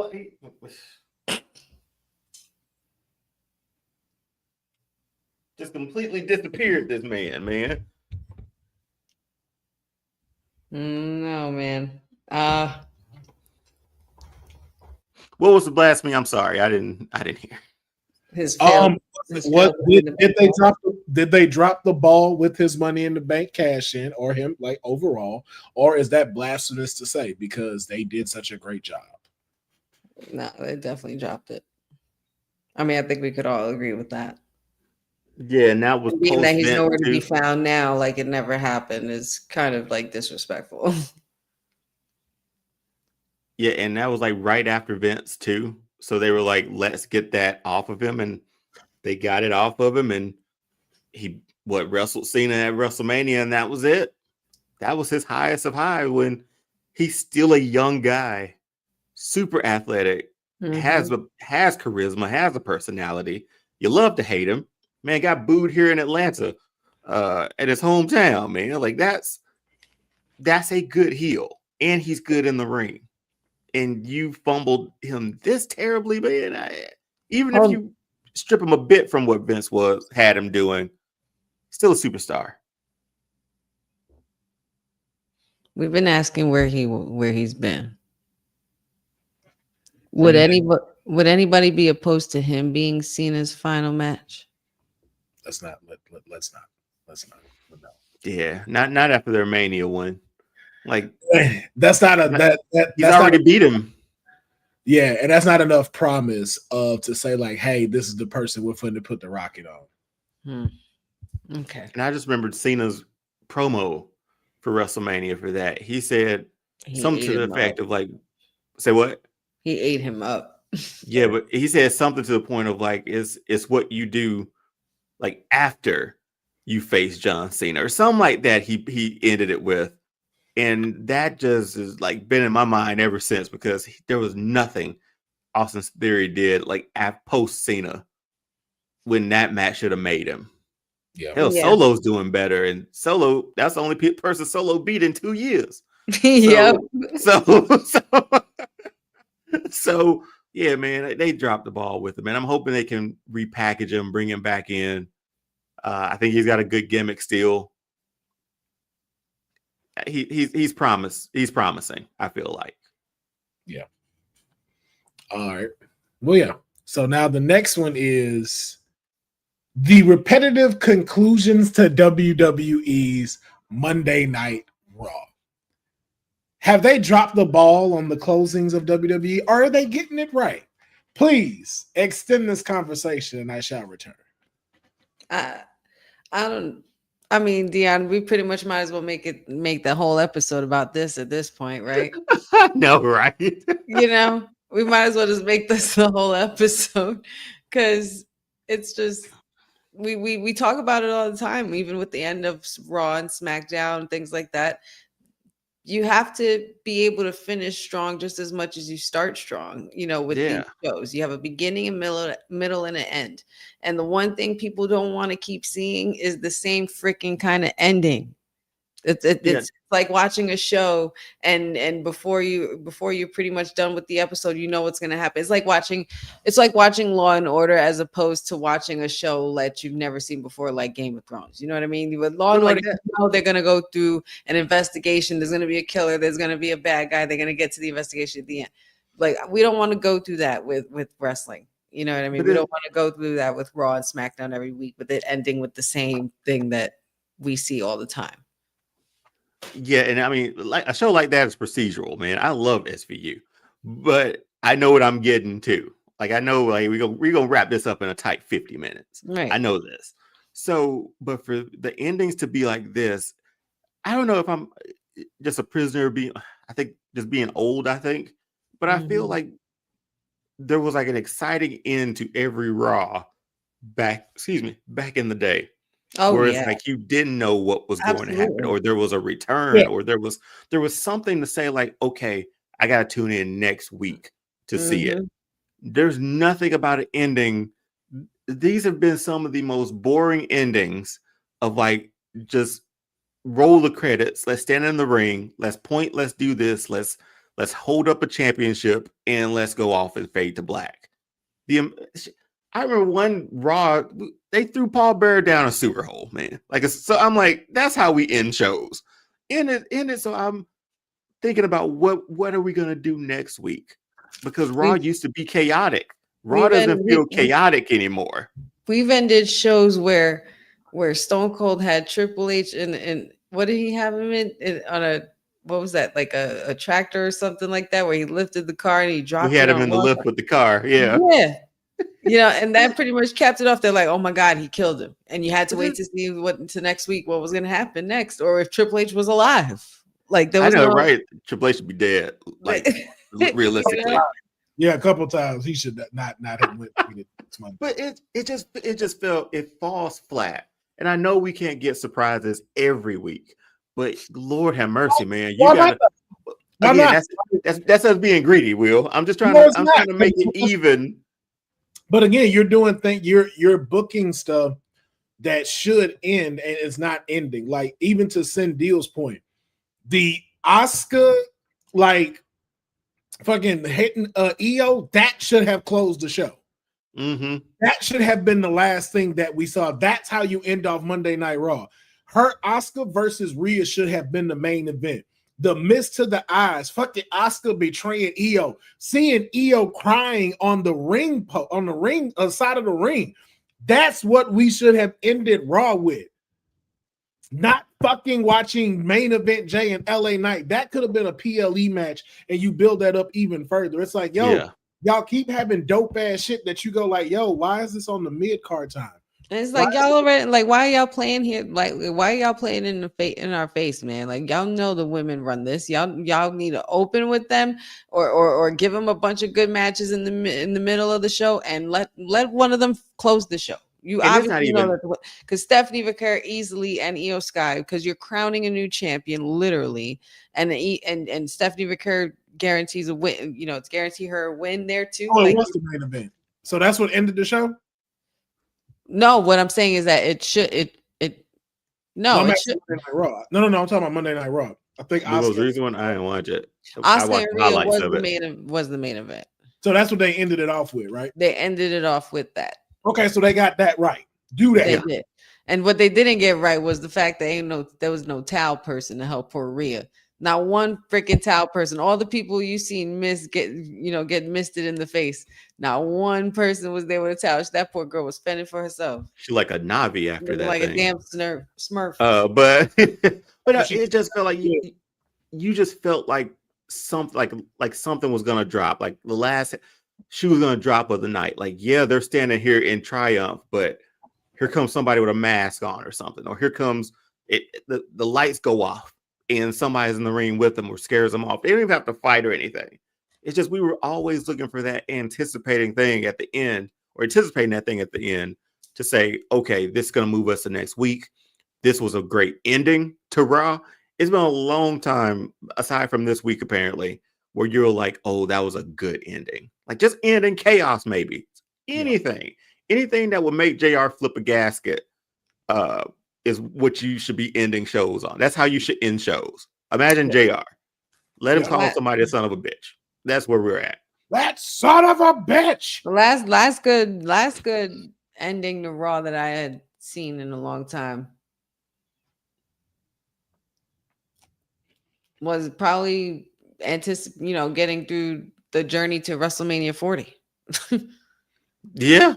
Those Monday Night Raw endings were fire, and Friday nights every week. Hello, well, I don't want to like throw it in your face, Dion, but of course, you are the people's nightmare, so it's always conflicting. When the final boss and Cody Rhodes outside in the rain on the tour, but like you can't write that shit. You can't make that up. And that's how you end the show. That was cinematic shit. That was movie worthy shit. I go back on YouTube and still watch that segment over and over. Get up, boy. How damn good that was. It's perfect. Look at you now. Huh? You trying to cut the cameras off? Fuck that. Yeah. You said you think for one single solitary second that The Rock is gonna let him talk his shit. This piece of trash. See how good that was, man. That's a build to it. The fact that it was raining, I was like, yo, what am I watching? Am I watching like it was a movie. It was a movie. A movie like Righteous Kill or some shit. Like, you know what I mean? Like, that's what so good. Man, that's what we need. I'm so sick of the 5 weeks in a row of the same match closing the show. Like, don't get me wrong. Like, all them people on that damn roster, guys. Io and them closing out the show, that's what was good. I was like, y'all made a smart decision doing that. That is the smartest decision y'all done. But it's like, yo, give us real endings. Give us something to want to come back to Monday Night Raw to. For sure. So I don't want to keep going into every week like, let's see what bullshit they gonna pull off tonight. Yeah. I don't want to look at it like that, man. I love watching this shit. I've loved watching it for such a long time. I don't want that to die down just because they want to keep throwing the same thing in my face every week. Yeah. And the thing is, like, we got pay-per-views, well, PLEs, like every 2 to 3 weeks. Mm-hmm. So you want to go fast paced and chaotic, you can't, because there's no more slow building for certain things, right? So, I mean, just throw shit at the wall and see if it sticks, man. Let's do some stuff. Let's have some fun. Yep. All right, the next one. The next mistake that has been happening in the Triple H era. Courtney finna love this. The men's tag team division. Throughout the last 3 years, Triple H has seemingly viewed the tag team division on both Raw and SmackDown as afterthoughts. with many of WWE's most talented pairs often being absent on premium live events, stuck with no real stories to work with, and rarely slotted into priority segments on TV. AAA first tried to enhance both divisions on Monday Night Raw and SmackDown by removing the red and blue titles and introducing new gold. Unfortunately, the new titles were never accompanied by effective booking, with teams like the Motor City Machine Guns, Pretty Deadly, and American Made starting off strong and then quickly becoming talent that struggled to be featured on TV. At the very least, SmackDown has delivered some incredible tag team matches as of late, such as the six-pack TLC match at SummerSlam and the Triple Threat TLC match, again following WrestleMania 40. However, Triple H has seemingly given up on Raw's tag team division, with the Judgment Day holding the belts for majority of the past 3 years and rarely defending them on a consistent basis.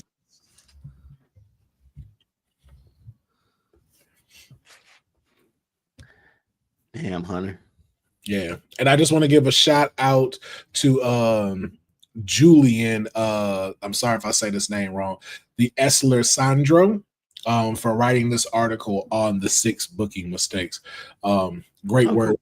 I am quoting back and reciting from this article. But yes, thoughts on this? Love Pretty Deadly, man. Where they at? Like, you got one of the best tag team divisions, and we can't get them featured. We can't get them all featured for those titles, man. They couldn't even be one of the contenders for the Wyatt Six. I didn't even see them going up against in that case either. They weren't even in the tournament. Nope. Nothing like that. They wasn't in that TLC match on SmackDown, I don't think. Yeah, it's like it's not even just them. And he says one of them's hurt. But even before that, it's like you got the best tag team. You way miles ahead of Raw. Let's be honest. This is where it's at. You should feature it more. And they were at a point in time, honey, you probably know better than I do about how much they feature the tag team division on SmackDown, but compared to like our PLEs that we get, we don't see those boys. No, not at all.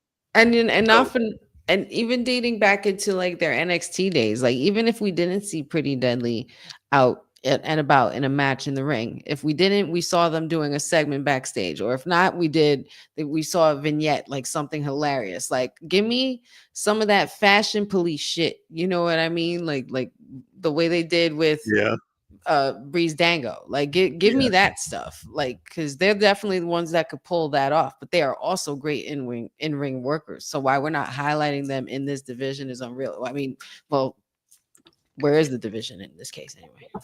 Yeah. So here's the reason why I got to this with the New Day, and why I said this isn't technically the New Day's fault of the ball dropping. It's because the tag division is crap and they're not focusing on it. And I think that's a really big problem when it comes to this, because it's like what you just said, honey, with the segments that they have, they're no longer doing that. And that's, I think, is a big problem that they're taking away, is because I've discussed this before. We're now more focused like AEW, where we're putting out a product and we're not focusing on character development.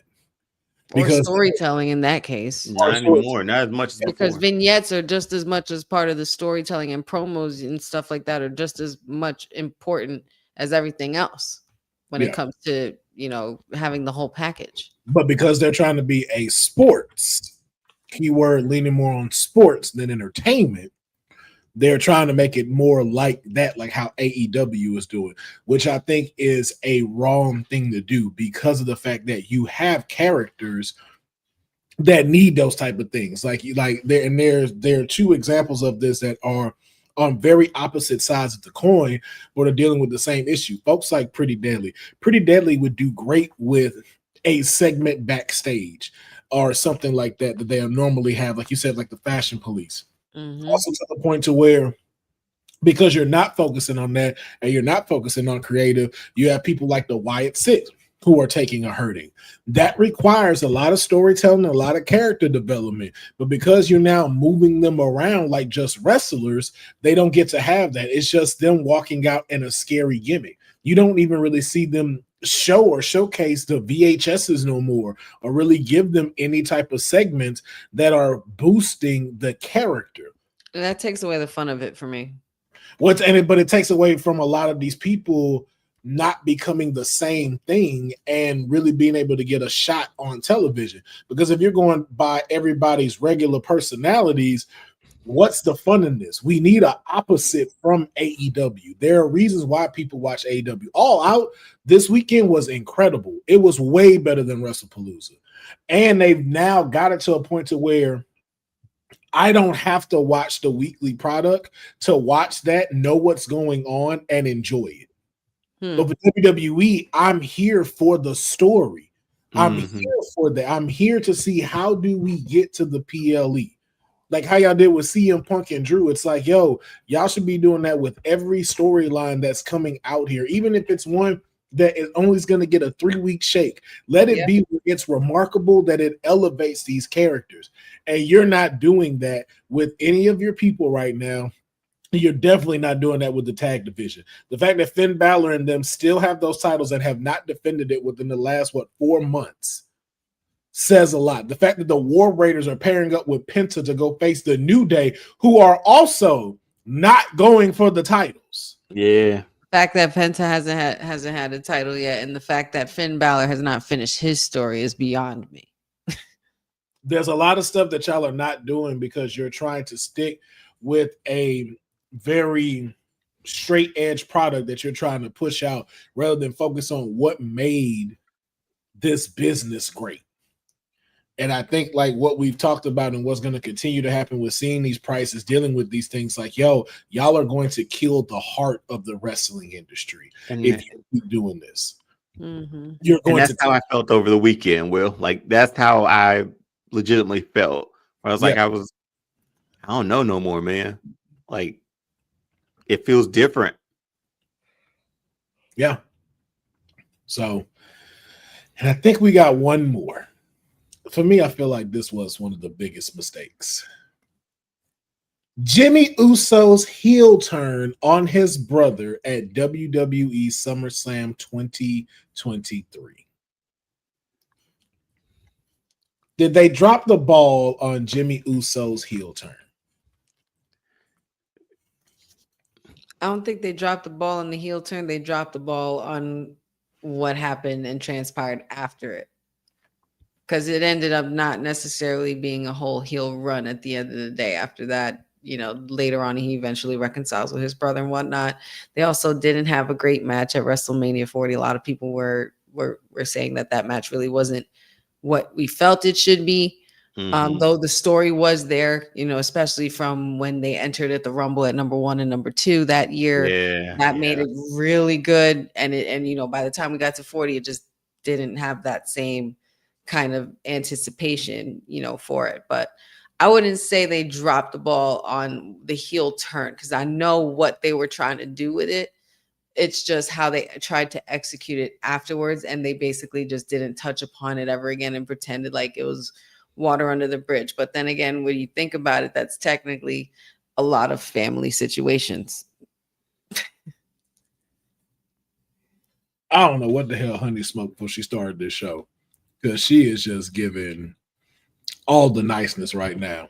I don't even see how you don't see they dropped the ball with this heel turn. I feel like they dropped the ball on his solo run more than his heel turn. That's the heel turn. Part of it. Yeah. That's what we're talking about. Him being a heel. That's part of it. Yeah, we're not talking about like the 2023 incident. We know that's what started it, but the thing of him being a heel. Oh, well, I wasn't sure. I didn't know we were talking about like also like Big Jim and stuff like that. Like I didn't think we were talking about Jim's heel run in 2023. Did they? Oh, okay.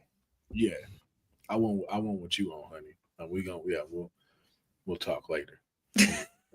Trying to get what you got. You got shades on. Believe it or not, it's called deja vu. Sativa. Don't answer that. Yeah, big ball drop. This could have been again, I'm going to keep bringing up the whole different side of the coin thing this episode, but this is another example where you have the rising Jey Uso to become the Yeet Man, this man could have been one of the biggest heels on SmackDown. Yeah, he was getting booed. He was getting reactions. It was perfect. It was there. Could you imagine him being the top heel and then Naomi flip? And you got both of them on SmackDown? Yeah. This was a mistake for me. Dion, any thoughts? I mean, I think you said it perfectly. I was expecting a lot from that rivalry between he and Jay. I think we all were, just because of how long we've been through the Bloodline storyline. And for it to not sort of be what we thought it was, that was kind of disappointing. But we saw where Jay went with this way. You could have had Jimmy went the exact opposite way, which you started.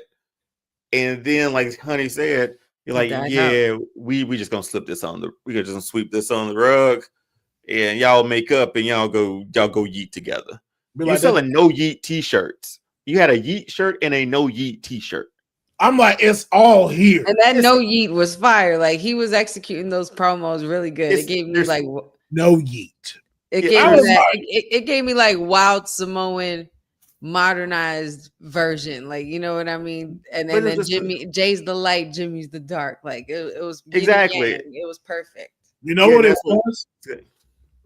My bad. Red or blue? No. I was just gonna say what Honey said. Like, it was just a complete duality of both being twins, one to the light, one to the dark.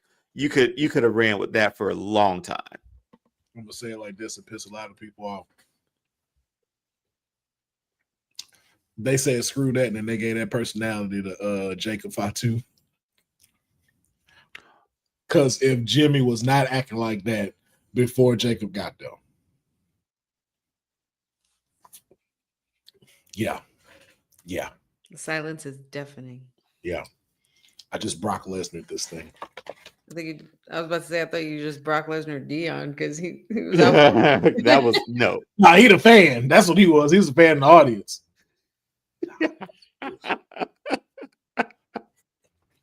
but yeah, those were our blasphemous statements. Nice twist on the segment, Councilman. Thank you. I appreciate that. Now, I'm gonna give y'all a fork in the road decision. Oh shit! We're at an hour and 45 minutes. Oh damn! Already. We are. Now we have a segment left, but you know what? No, I'm gonna do it like this. Never mind. We are gonna do it, but I'm gonna do it in a different way. We're gonna do this twice because it's time to get to Kayfabe Unreal. We're going in the writer's room. Dion got his hat backwards. He ready to write. All right. Honey look like if she's in the writer's room right now, like she had to go pick up the kids and didn't plan to go pick up the kids. And she just like, yo, can we get this shit over with? Understandable. No way. My husband keeps texting me about what the fuck is cilantro. Like he ain't never seen it in his life before. I'm just ooh. I can't. Yeah, y'all. I'm here. Okay. Here though. I'm just here so I don't get fined. See, she got so much stuff on her plate right now. She just be like, yeah, I'm just let's get this written as quickly as possible so I can go deal with everything at the house. Oh, and of course you don't know what the Tide Pods are right now. Of course. I just gotta, gotta make sure the right polish is on the corner. Hey, look, she texting him now. Did you look on top of the washing machine? I'm not. She's literally texting him as we speak. But today's Unreal. I'm gonna flip it a little bit, but we're gonna revisit it just like we're gonna revisit another one. We got a couple of projects we got to finish and wrap up. But this one is circling around the NXT TNA Invasion, which we also have found out that Invasion has been trademarked by the WWE. So, on tonight's Kayfabe Unreal, we're doing a two-parter of this. We're going to come up with the Invasion PLE for NXT and TNA. but not on this episode. On this episode, we're going to keep it short and simple with this one. NXT TNA War Games. Men and women's match. Who are we booking? Oh. Who would you like to start off with, women or the men? Let's do ladies first. Oh, let's do ladies night. The feelings. All right, let me get comfortable like we in the writer's room. They've brought me my dinner. All right, ladies and gentlemen, welcome back. Glad to have y'all here. Don't want to keep y'all all evening. I know y'all got families to get to. And I know by the looks of it, honey's husband is bugging the shit out of her right now. So I won't keep y'all going. I don't know how to turn that iPad off. That's not even, but yeah, sorry. Well, I promise you, her and technology aren't never going to It's not swear, my iPad. I swear she didn't grow up with us, man. No, first of all, that's not my iPad, so I don't even know. Like, I can't even see. I have my shades on in the dark. I want to. What's that beeping saying? Why she's saying that like that's her, like that's an issue that she didn't cause. I can't see because I got my shades on and the lights are off. Take the shades off, honey, so you can fucking see. Pretty easy solution, right? It helps me. It helps me focus. She said that like there's nothing she could do right now about it. And there's nothing I got shades on and the lights are off. I can't see. Cut the light on and the shade. Take the shades off. I turned it off. I'm like, they ain't not holding you against your will. You can control. You can control every part of what you just said. No. I love it, bro. Hell, you are hilarious. All right. NXT TNA War Games women's War Games match. Who are we putting in this War Games match? I'll start with the. So let's nominate one person. TNA. For NXT and TNA. Don't go down the whole list, honey.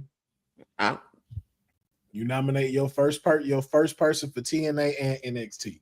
Who is your first select for both brands, Dion? Or would you like to wait and write down notes? I've been writing already. Hey, bro, no, you be shining when you got your notes. That's why I throw it out there like that. That ain't to knock you. Man, I feel like this would be a great opportunity to get Masha Slamovich in there too. Okay. So she'd be my first one from TNA. From NXT. I'm trying to think like just what's up? When you think of top 25 comments we had this year, Cindy. I tell you, Cindy and Sage are the MVP commenters. I'm letting all the time. Boza is our historian. We love everybody in here. Jeffrey's like the cousin. Jeffrey is like your cousin watching your stuff and he talking to you and stuff. That's what Jeffrey sent under. Boza work here. Boza is our Boza is also here, so he doesn't get fined. Yeah, you on the team, so you came in to clock in. It's like, oh, it's time to work. Let me get Google ready if they gonna ask something. All right, Masha Slamovich. Then who's your NXT pick?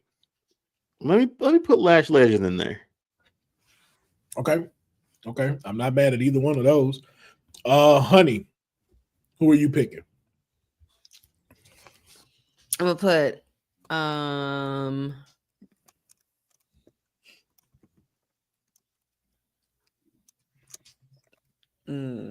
that would be. I'm gonna put Ash by Elegance, just for the hell of it, and that's for my TNA, and then for my NXT, I gotta go with Soul Ruka. Yeah, good pick. That was my next. I gotta put Soul Ruka in there. I need to see a Soul Snatcher from off that War Games contraption. Okay.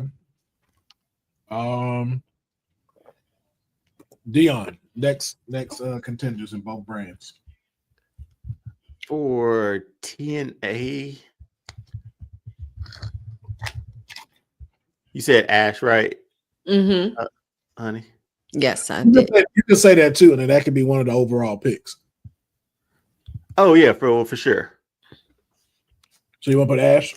Yeah, I think she needs to be in there. Okay, and your NXT person. That's the thing. Do we put? I feel like if we're taking titles away, we put JC Jane in there. That's who you pick. Yeah. All right. She's had a pretty solid run, man. I've been impressed. I will admit, I've enjoyed it. I'm not mad at that, and you can have them two as potential captains. Mm-hmm. Honey, your pick. For shits and giggles, especially for a nice little face-off and reunion between her and her former tag partner, Mara Sade, formerly known as Dylan's favorite, one of the two meta girls. One of the two meta girls, you want to have her in there, face off maybe with Lash Legend. I think she would be a good addition to the grit and nitty gritty of the War Games match. What's her new name?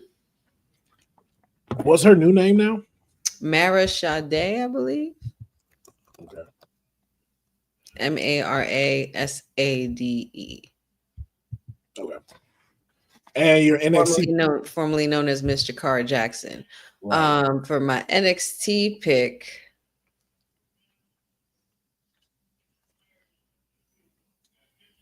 I mean, she's pretty, but she fights dirty. Give me Blake Monroe. Okay.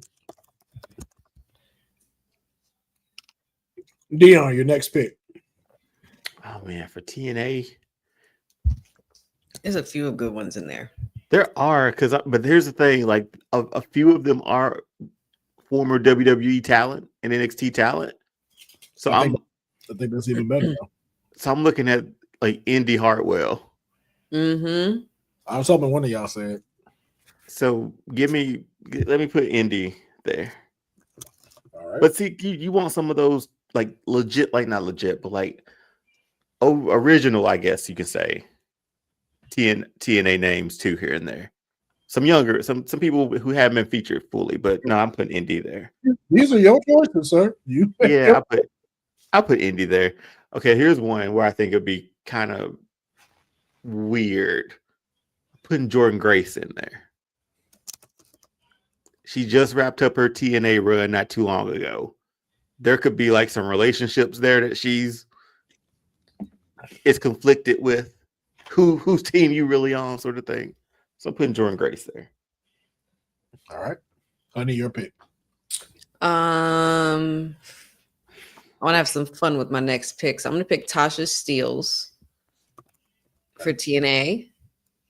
And then for NXT, I'm going to pick Tatum Paxley. Okay. I feel like she would relish in a War Games match. All right. Dion, your fourth selection. Oh, wow. Only 4 already? Yep, we got 4. Who do I have? Indy first. Well, Indy recently. I don't want to say her name incorrectly. But she used to be in WWE. Looked like a Street Fighter character, a Mortal Kombat character. Brookside. Brookside? Yeah. Yeah, that's not her name over here on TNA, though. Is Jaya Brookside now. Oh, is it? Mm-hmm. I don't have... Okay. Well, okay. We'll add her to it. Because Brookside's not on the end of her name here. No, you're talking about Xia Li, right? Yeah, that's what I'm talking about. Yeah, you kept saying...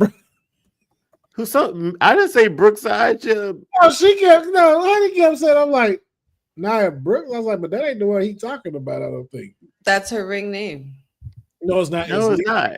It's Li Ying Li now. Yeah. Oh, well, that I didn't know. we gonna call her Xia Li.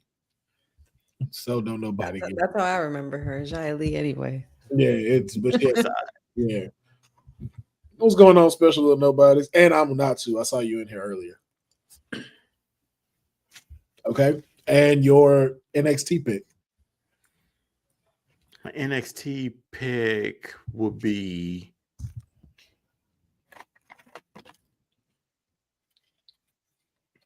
let's put Zarya in there. We got Ruka in there already too. So okay.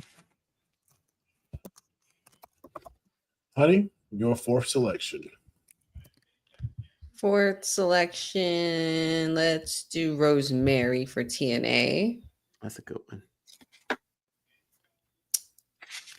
And I want a vet. So give me Candice LeRae. All right.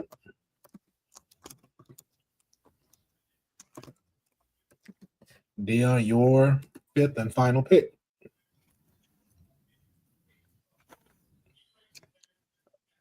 I guess since who's with Ash by Elegance? Heather, right? Mm-hmm. I like having teams in there sometimes too. So put Heather by Elegance in M2. Okay.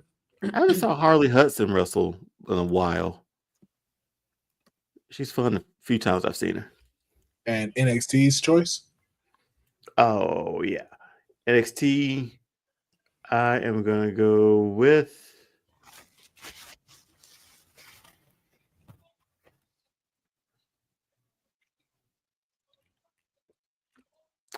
what's Kalani Jordan up to? Let's put her in. Not much these days, yeah. All right.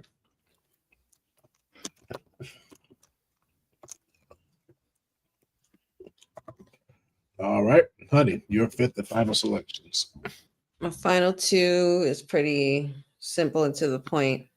I'm putting Masha for TNA, Jordan Grace for NXT. Okay. All right. So the people we do have that we know are common is Masha,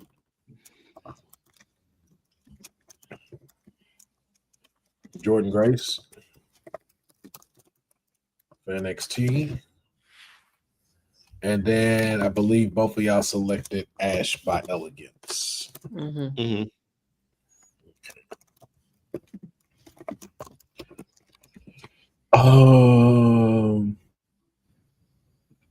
Yeah. Okay. So TNA already has 2 people. They need 3 more. I would like to propose something of some people y'all left out. Okay. I know you said teams, and I know you picked Heather. I think the inspiration should go in this match. They're fun. That's what yeah, okay. No, don't jump on the bandwagon. No, you didn't choose it. No. Don't get in the car with me. Can I explain why I was like, no, don't get in the car with me. I wasn't on board. I said, you used your gut feelings, Dion. You used them. I said, I thought about it. But then I kind of want to see some like original TNA talent, if that makes any sense.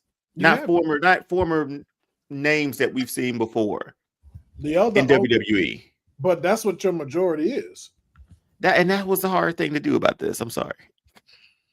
No, but again, that's what most of them are. Like I don't think you should pigeonhole yourself because of that.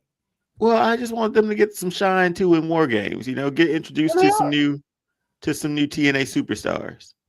And you are, Dion. We don't got time for you to be switching up timelines and thinking of different scenarios that could possibly happen, like Doctor Strange. All right, let's go ahead and get this. We'll be here all night. Let's go ahead and get this done then. Let's go. I was like, I'm just trying to keep some originals, but you don't. But you don't say the one original that you should say, but you can't say. Oh, ain't nobody gonna say that. Right? You didn't mention Tessa Blanchard. I wouldn't give her the spot where everybody jumps her. Oh, she's an original. You didn't She mention her? is. She is, though. She is. Come on now, we know better than that. Ah, look at that. Look. Dropping that rocket out the window. But are we in agreement with the inspiration? I'm not gonna oppose that. I love them. And they were also outside. They were shown during the invasion. They sure were. I was like, can they just do it one more time? Can they just do it for me? Just the pose, like real quick. Can they just do it? Now, as far as team goes, who's the last person that gets the TNA slot?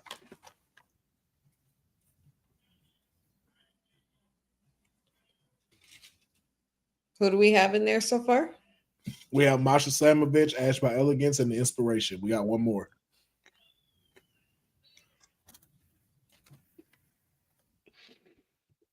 My vote is between Tasha Steeles and Indy Hartwell.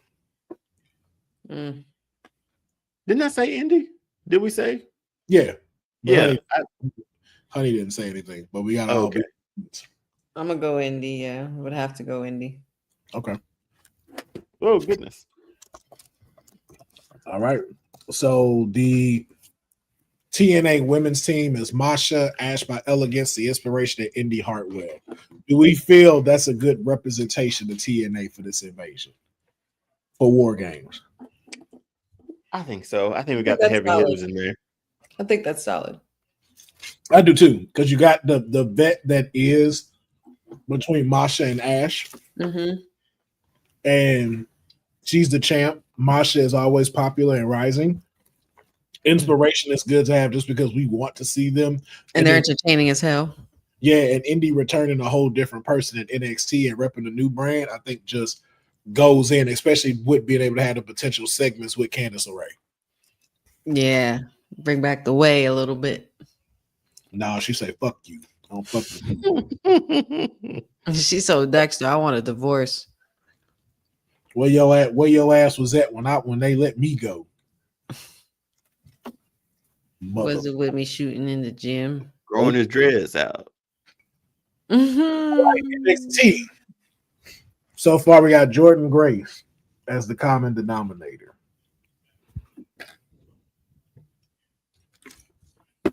I'll throw another. Y'all had Lash, JC James, Jordan Grace, Zarya, Kalani, Ruka, Blake Monroe, Tatum Paxley. Oh, Zarya was the other common factor. I'm not gonna lie, I think Zarya and Ruka just have to be in this. They do. I feel like that just you can't have one without the other with these two right now, if I'm just being honest. True. So we have two more slots. And who are in it already? We have Zarya, Ruka, and Jordan Grace. Mm-hmm. Now, the one name I will throw nobody said that I think you should have in this, Jada Parker. For War Games. All right, I'll double that. I want to put Jada and Kehlani in there. Okay. Yeah. No, yeah. Or do you have somebody? Thinking, say again? Do I have anybody else in mind? Yeah. No, I mean I was sort of staying away from Jordan, from Jada Parker, just because I was like, man, there needs to be an NXT championship in the future, but we got the NXT champion in there. It would be cool to see how they coexist too. So I think we talk about more of the infighting or the fighting between the teams, but the infighting is what sells War Games too. Well, this was why I was going to make the suggestion. I would not put Kehlani in, and I would put in Jada Parker and Lash. Because they've been beefing, and now it's like we got to get along just so we could do this. True. Right there with that. True. Got some friction going on in the cage while you're waiting for that countdown. Yeah. Then that way you got three powerhouses, a high flyer, and a brawler.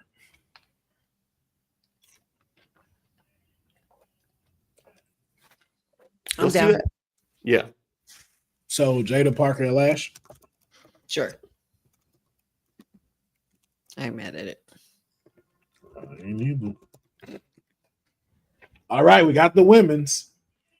Now it's time for the men's. Can I go first?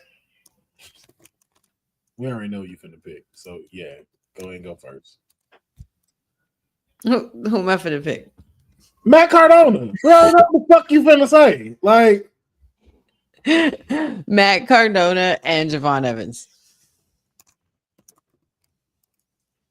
come on, you finna say? What the fuck you finna say?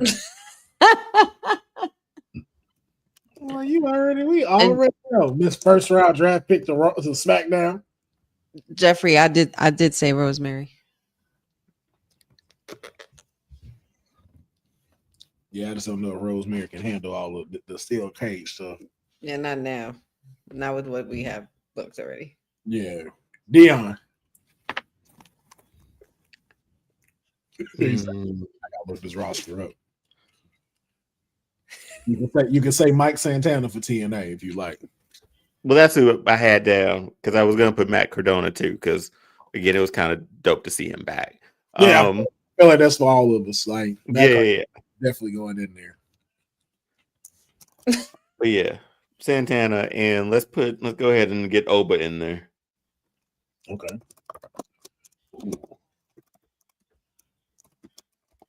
All right. Your turn, honey.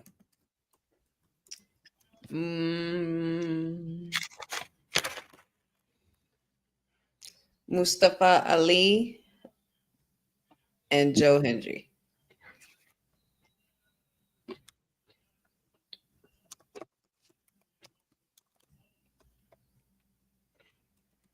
I'm not mad at that.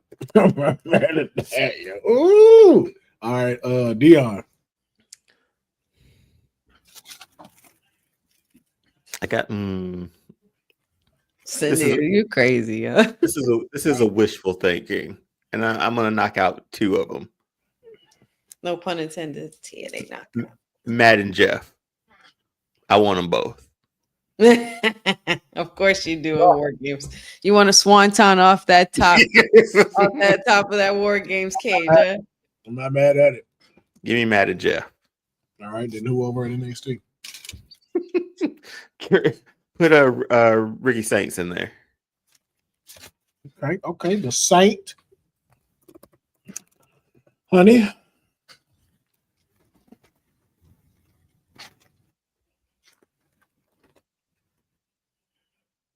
Leon Slater and Tavion Heights.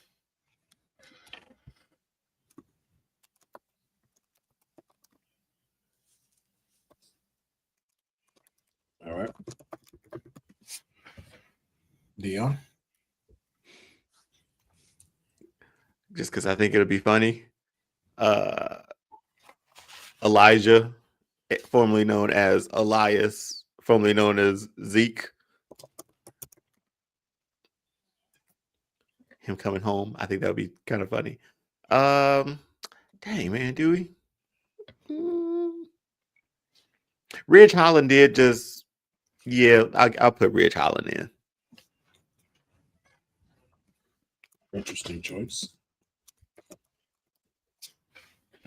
Honey, your fourth selection. We need Carnage, man. Oba and Moose.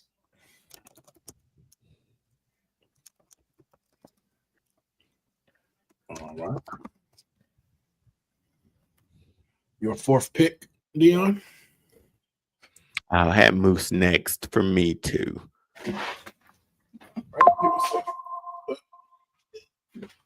I'm going to put old Dango in there, man. Oh, man. Not Dango. Give me Dango, man. You put in Dango, bruh. They're gonna be singing this. They're gonna be singing this song, honey, and you know this. You put Dango in that cage. I'll be singing along. I'll be singing right along. He hasn't been Dango in years. That boy gonna get squashed up in that War Games match. Okay, no, not Dango. Give me Nick Nemeth. I think that'd be dope for him to come back for a War Games match. That's fun. Nemeth, all right. And then who's your NXT pick? Did I use? I said Trick. Did I say Trick? Nobody said Trick, right? Nope. Let's put him in there. Now, would he be considered NXT side or TNA side? I mean, I still consider him NXT. Okay. That's true because he's the outsider and they're all looking at him like, Yeah. But he has the TNA title, so. That's his pick. Honey, yours? Well, my TNA pick would be Trick. My NXT would be Ricky Saint. Okay. You really think they're going to jump Trick in that cage once they get him in there? Hey, nobody told him to pull his shenanigans. Okay. So are we all in agreement that Matt Cardona is on the team?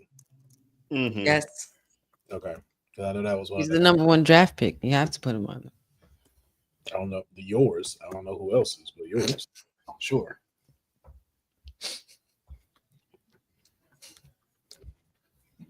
Okay. We got Mike Santana, the Hardys, Elijah, Nick Nemeth, Mustafa Ali, Leon Slater, Moose. Oh, Moose was, I think, the common one too, right? Mm-hmm. Moose, yeah. Okay. 3 more slots left. Joe. Joe is TNA or is he NXT? Joe's still TNA, I consider. Well, he's still TNA. Yeah. Is he? I still put him as TNA. We haven't seen him sign a contract or anything like that.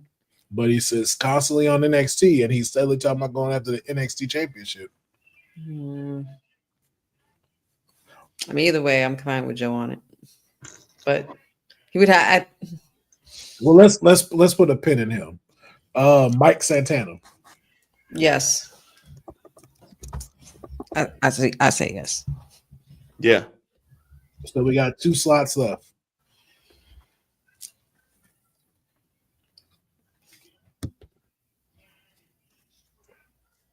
I'm not mad at your Nick Nemeth choice, Dion. I like Nick Nemeth there. I'm not gonna front. If I had to choose, I need somebody like with agile and versatile, and also a little bit of flashiness and flying stuff. I was gonna say Mustafa, but if I had to choose between him or Nick Nemeth to fill in one of those spots, Actually, if you tell me pick between them two, because I kind of need Mustafa. Like Mustafa been going ridiculous now. Because and there's a reason why I want him in there.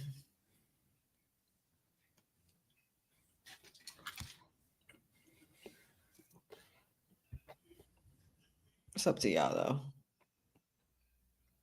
Dion, thoughts? Dolph Ziggler coming back, man. That's Nick Nemeth. Come on, man. Mustafa and Javon Evans in the same damn War Games contraption. That's some beautiful TV right there. And remember, we still got another slot. This is for the He wants the Hardys in there. That's what it is. You see it in his face. He wants the Hardys in there. Which don't you? I would not, but I feel like we're going a different route with this list that we're making so far. Yeah, I don't want them in there. I'm sorry. Missed opportunity. Is it? He's calling this Triple H. Being a real hunter right now. Oh no. A real hunter right now. Are we though? Okay, put Mustafa. We know what the people want to see. Put Mustafa in there, and then we'll put the other slot for Ziggler. How about that? You're not putting in like Moose or none of them in there? No, Moose already in here. Oh, Moose He's in there. Okay. Yeah, we got Matt Cardona, Moose, Mike Santana, Mustafa Ali. And Nick Nemeth. You know what? I'm not mad. I'm not mad at that. I like that team. That's a very strong team. Trying to see who else is on here. Oh, Rich Holland is actually on TNA. Mm-hmm. Yeah, he showed up there 2 weeks ago. Yeah, no, he's officially signing them. He's on their roster. Oh, he is. And Trick Williams is technically on their roster too. He's on the NXT roster too. roster page too. Trick and A. Trick and A for real. So between Nick Nemeth and Leon Slater. I think that'd be great for Leon Slater. Yeah. Which one y'all want to go with, Leon or Nick? Leon Slater. Same. Because I'll be honest too, like if we decide to not decide, when we do like the PLE, War Games can be a part of that, but I would love to see a match between Hank and Tank and the Nimitz. I think that would just be fire. That would be fun. That would be so much fun. All right, so for TNA, we have Matt Cardona, Moose, Mike Santana, Mustafa Ali, Leon Slater. I think that's an incredible representation of NXT. That's a sickening roster, like for the games match itself. Yeah, that's fire. Now for NXT, Ricky Saints and Oba were the common denominator. Yeah, you need that. Then we had Javon Evans. Oh wow, none of us said Ethan Page, which is crazy. None of y'all. So I was just about to say it. None of y'all brought up Ethan. I just thought that he just came to my head just now. Shit. I mean, I need Javon in there. Yeah. You want Javon in there. Like all right, we got two more slots left. And who we have again? Oba, Ricky, and Javon. Oba, Ricky, Javon. Yeah.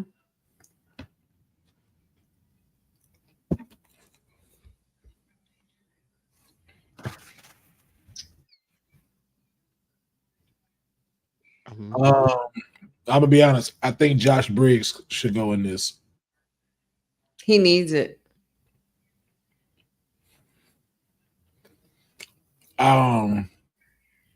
I think you should do Josh Briggs and Wesley. Oof. Where the hell? Yeah, I was like, do we put Wesley in? I think so, because then you got two powerhouses, a flyer, a technician, and then what about Tavion Heights? No, not yet. Okay, I get it.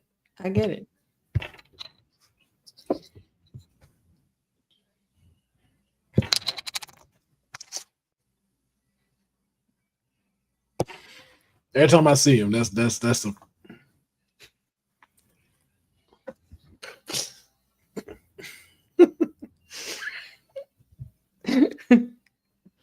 But I think Wesley is a staple of NXT. He is. So do y'all want to put Wesley in? Mm-hmm. All right. And then the final spot. Like I said, I nominate Josh Briggs, but Tavion Heights is still on the table. What about Sean Spears?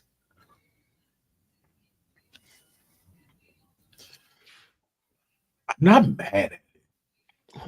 Only if he brings the perfect 10 gimmick back. Oh my God. Nobody want to see him in that stupid vest anymore, Dion. You know he's never gonna let it go. Stop trying to ruin timelines, Dion.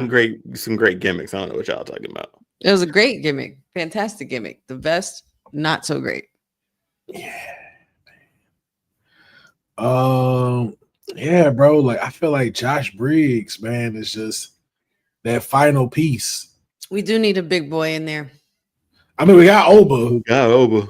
But you need somebody to like rival that too, along with like the likes of like Moose.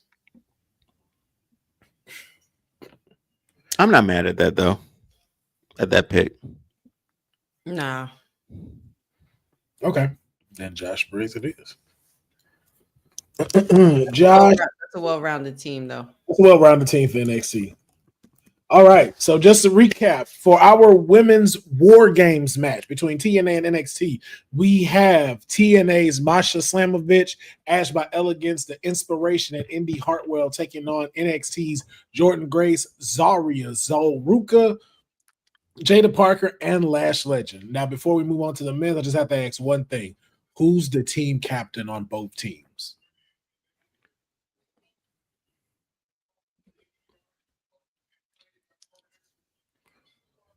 I think for drama on NXT, you make Jordan the team captain.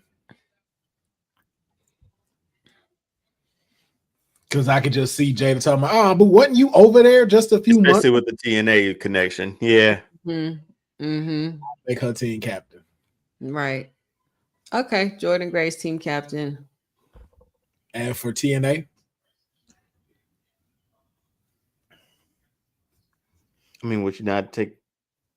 I don't see the sense in it being anybody else other than Masha. Yeah. Or if you're trying to go with a gimmick where she thinks she's the captain or she thinks she's running shit and she's not, Ash by Elegance. I would go Ash just because she's the champ. And that too. Oh my God. You know what? Co-captains, her and Masha. I can see Santino doing some stuff like that. But like, since you were both arguing, since you cannot decide, both of you are captain. Mm-hmm. Or he makes the inspiration the captains. No, I like it, but because of the other people we have on here. Okay. Fair enough. Well, now I see that thing of them, thinking they the captains and they not. That would be funny. I would have seen that more so for the Iconics gimmick than. I wish they would be the. God, I fucking miss them as the Iconics so much. I miss them so much. Oh, so good. So who we picking? I'm gonna go Ash. Dion. I mean, she is champion. I think that's an easy one. Yeah. For TNA at least. Yeah. All right, and then for the men's War Games match. For TNA, we have Matt Cardona, Moose, Mike Santana, Mustafa Ali, Leon Slater. NXT, we have Obafemi, Ricky Saints, Javon Evans, Wesley, and Josh Briggs. Who are the captain for TNA and NXT? Can I vote for one for the TNA? Yes. Mike Santana. I think so too. I feel like he was like the one really leading the charge this past week too, you know. I agree. I think that symbolizes y'all putting the rocket on him and the championship eventually. And I think that just adds to that. All right, but for NXT, who is the It's Oba. It's Oba. Who? He's the champ. Who?